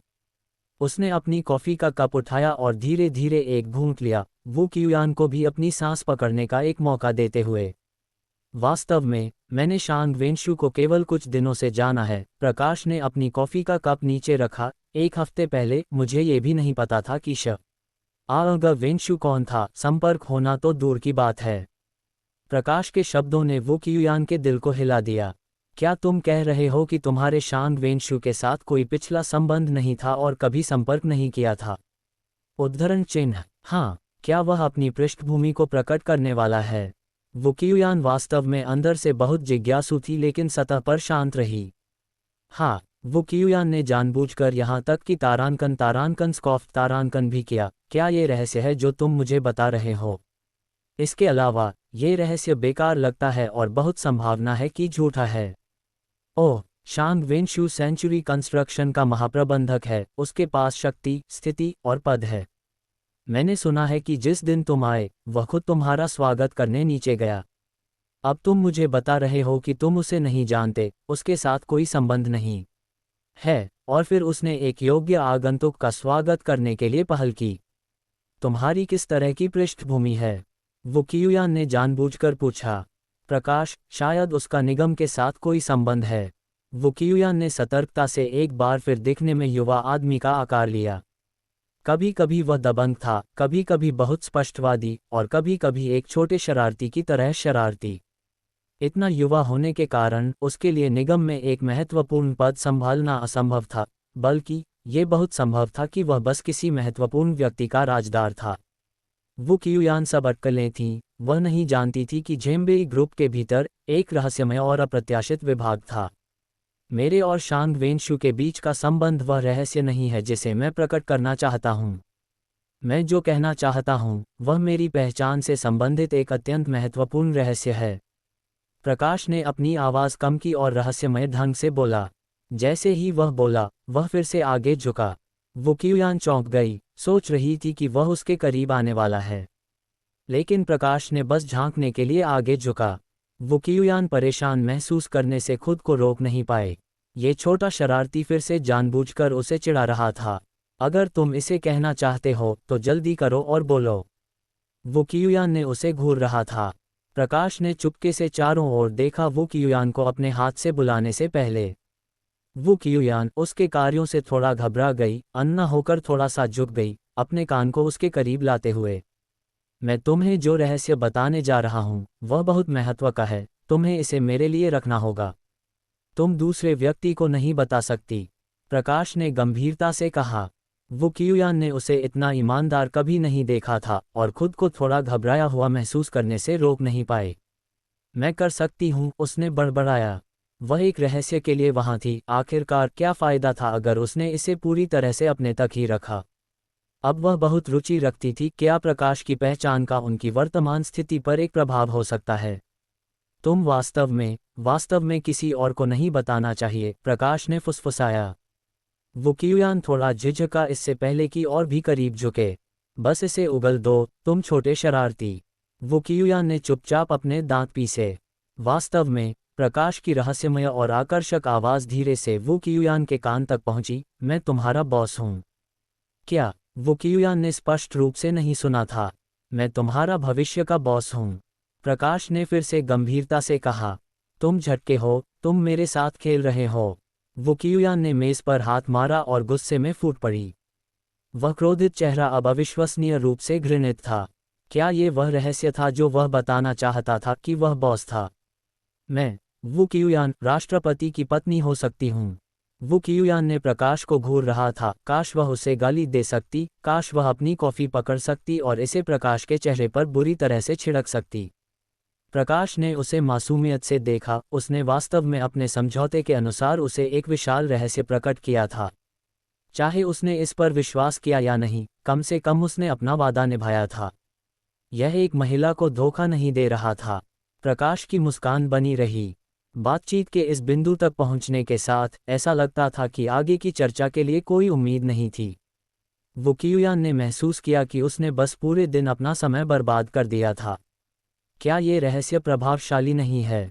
तुम क्या सोचती हो, अपने भविष्य के बॉस के साथ एक ही तरफ खड़े होने पर विचार करना चाहती हो? प्रकाश ने मजाक करना जारी रखा। पहले से ही गुस्से में और अब चिढ़ाया जा रहा था। वू कियुयान अपने कॉफ़ी कप को पकड़ने से खुद को रोक नहीं पाए, उसके दांत पीसे हुए थे। अपनी कलाई के एक झटके के साथ कॉफ़ी के रंग का तरल हवा के माध्यम से आर्केड हुआ, एक चेहरे पर सीधे उतरते हुए। वू कियुयान ने एक हैरान चीख छोड़ी, पागलपन से अपने चेहरे पर कॉफ़ी को पोंछते हुए। फेंका गया कप प्रकाश की कॉफ़ी थी, लेकिन फेंकने वाला प्रकाश नहीं था। प्रकाश ने अपने बगल में देखा, हैरान होकर, लगभग 400 पाउंड की एक मध्यम आयु की महिला को, जो कहीं से बाहर निकली लगती थी। उस क्षण में भारी महिला उसका कप पकड़ रही थी। वू कियुयान, तुम बेशर्म महिला, मैंने तुम्हें आखिरकार ढूंढ लिया। उद्धरण चिन्ह। महिला ने वू कियुयान पर इशारा किया और जोर से कोसा। ये रोचक मोड़ कहानी को कहाँ ले जाएगा? आप क्या सोचते हैं कि यह महिला कौन है और वह वू कियुयान के गुस्से को क्यों बरकरार रखती है? अध्याय 40। मूल पत्नी का हमला। प्रकाश बाई शॉशेंक अपने सामने मोटी आंटी को हैरानी से देखता रहा, जिसकी वास्तविक उम्र निर्धारित नहीं की जा सकती थी, जिसका चेहरा क्रूर और जिद्दी था। उसके पीछे से 3 आदमी कूद पड़े, मोटा, लंबा, बदसूरत, 3 अभिभावकों की तरह। उनकी विशिष्ट दिखावट किसी के लिए भी अविस्मरणीय थी जो उन्हें देखता था। इन तीनों आदमियों की हत्यारी नज़र थी, प्रत्येक ने अपनी आस्तीन ऊपर कर रखी थी, किसी भी पल लड़ाई शुरू करने के लिए तैयार थे। तुम बेशर्म हौसी, घर तोड़ने वाली, बदबूदार मालकिन। श्रीमती पांग मिसेल्स पैंग गुस्से से फूट पड़ी, उसकी बातचीत एक मशीन गन की तरह तेज थी, पॉप पॉप लगातार थी क्योंकि उसने अपनी मूली सी उंगलियों को सीधे वू कियुयान की नाक पर इशारा किया और कोसा। तुम कौन हो? अपने चेहरे से कॉफ़ी पोंछते हुए वू कियुयान ने गुस्से से जवाब दिया। ओह, तो तुम किसी के पति को बहकाती हो और तुम में मुझसे पूछने की हिम्मत है कि मैं कौन हूं? श्रीमती पांग ने अपने पंजे हिलाए और वू कियुयान को पकड़ने के लिए झपटी। वू कियुयान चीखी और पीछे हटी। श्रीमती पांग के पहुंचते हाथ को थप्पड़ मारा, मुझे मत छूना।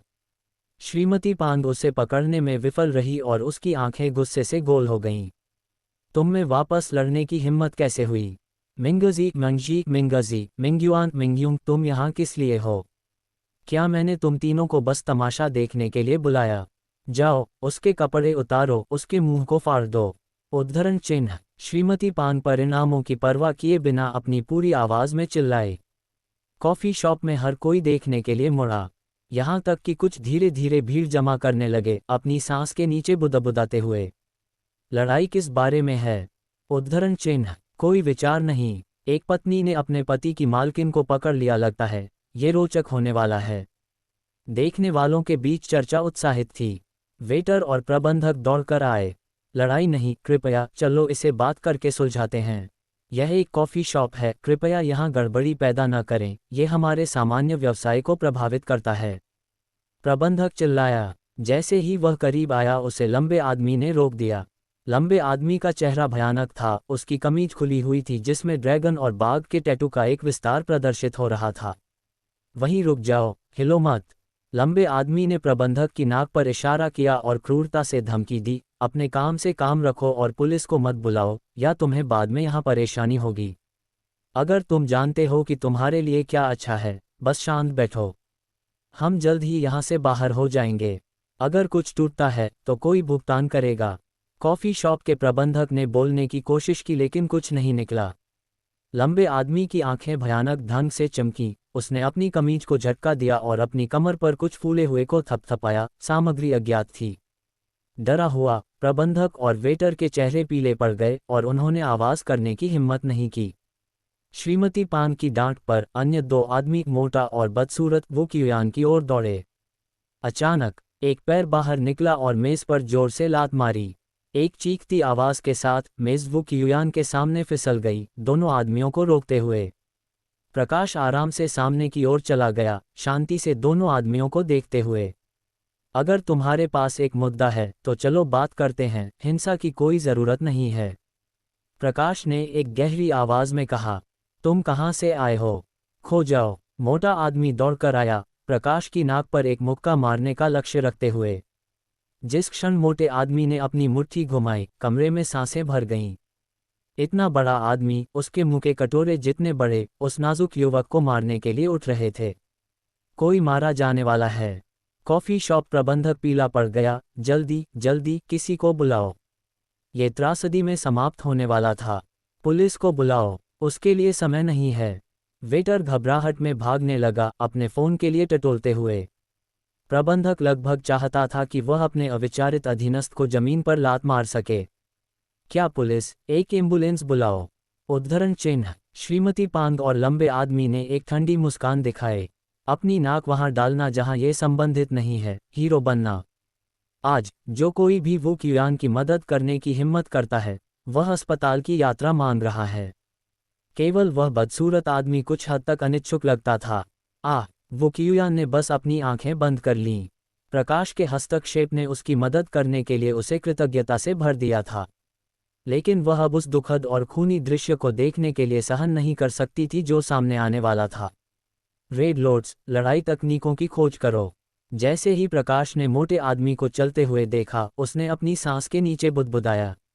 एक पल में रेड लोड्स ने सबसे संक्षिप्त और प्रभावी लड़ाई चालों को उसके दिमाग में अंकित किया।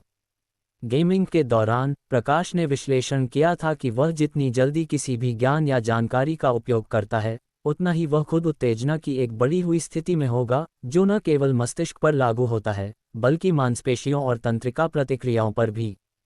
संक्षेप में एक वाक्य। अंतिम क्षण में तैयारी करना वास्तविक लड़ाई में सबसे प्रभावी है। धम धम धम, मांस पर मुट्ठी मारने की आवाज़। फिर एक शरीर के जमीन पर गिरने की भारी आवाज़, पूरे हॉल को हिलाते हुए। वो क्युआन ने आतंक में अपनी आंखें खोलीं। प्रकाश अभी भी वहां खड़ा था, उसका पतला शरीर एक भाले की तरह सीधा था, एक पैर उठाया हुआ था, नीचे मोटे आदमी पर कदम रखते हुए। वह जीता। वो क्युआन स्तब्ध थी। आसपास के देखने वाले हक्का बक्का थे। फोन पकड़े वेटर और प्रबंधक के चेहरे पर अविश्वास का भाव था। श्रीमती पांग, लंबा आदमी, बदसूरत आदमी, वे सभी हक्के बक्के थे। सिर्फ 2 सेकंड में एक कमजोर और गोरे दिखने वाले युवक ने एक चौड़े और भारी सेट आदमी को नीचे गिरा दिया था। ये कैसे संभव हो सकता है? प्रकाश ने आकस्मिक रूप से एक कुर्सी खींची और इसे मोटे आदमी के ऊपर रखा, पूरी तरह से उसके थोक शरीर को उसकी मां को कुचले बिना पिन करते हुए। फिर प्रकाश कुर्सी पर बैठ गया, उसका पैर मोटे आदमी की जांघ पर दबा रहा था, उसके पेट से केवल इंचों दूर। पुराना दूसरा। श्रीमती पांग एक चीख के साथ वास्तविकता में वापस आए। लंबे आदमी ने अचानक एक कुर्सी पकड़ी और आगे बढ़ा, इसे घुमाते हुए। हिलो मत। प्रकाश ने लंबे आदमी पर नजर डाली, अपने पैर से नीचे दबाया, और मोटा आदमी तुरंत एक वध करते स्व की तरह चीखा। लंबे आदमी की कार्रवाई रुक गई। वह दिन को बचाना चाहता था, लेकिन अपने भाई की भविष्य की पीढ़ियों की भलाई पर विचार करना पड़ा। बस इस तरह प्रकाश, एक मेज, एक कुर्सी और एक बंधक मोटे आदमी की मदद से वू क्युआन को अपने पीछे किसी भी परेशानी से बचाया। प्रकाश की पीठ को देखते हुए तनाव और डर जो वू क्युआन ने पहले महसूस किया था, चुपचाप फीका पड़ने लगा। ये भरोसे के योग्य एक आकृति थी, भले ही उसका शरीर मजबूत न लगता था।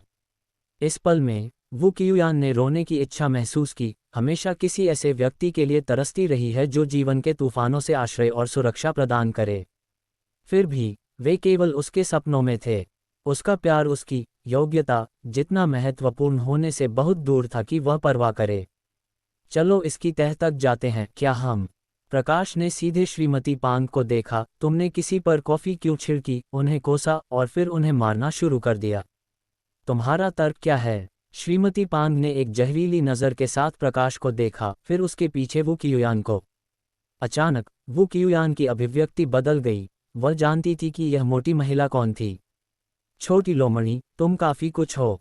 हमारे परिवार के लिए मिंगटोन को बहकाना एक बात है, लेकिन अब तुम एक सुंदर लड़के से भी चिपक गई हो। श्रीमती पांग गुस्से में थी, वू क्युआन पर इशारा करते हुए।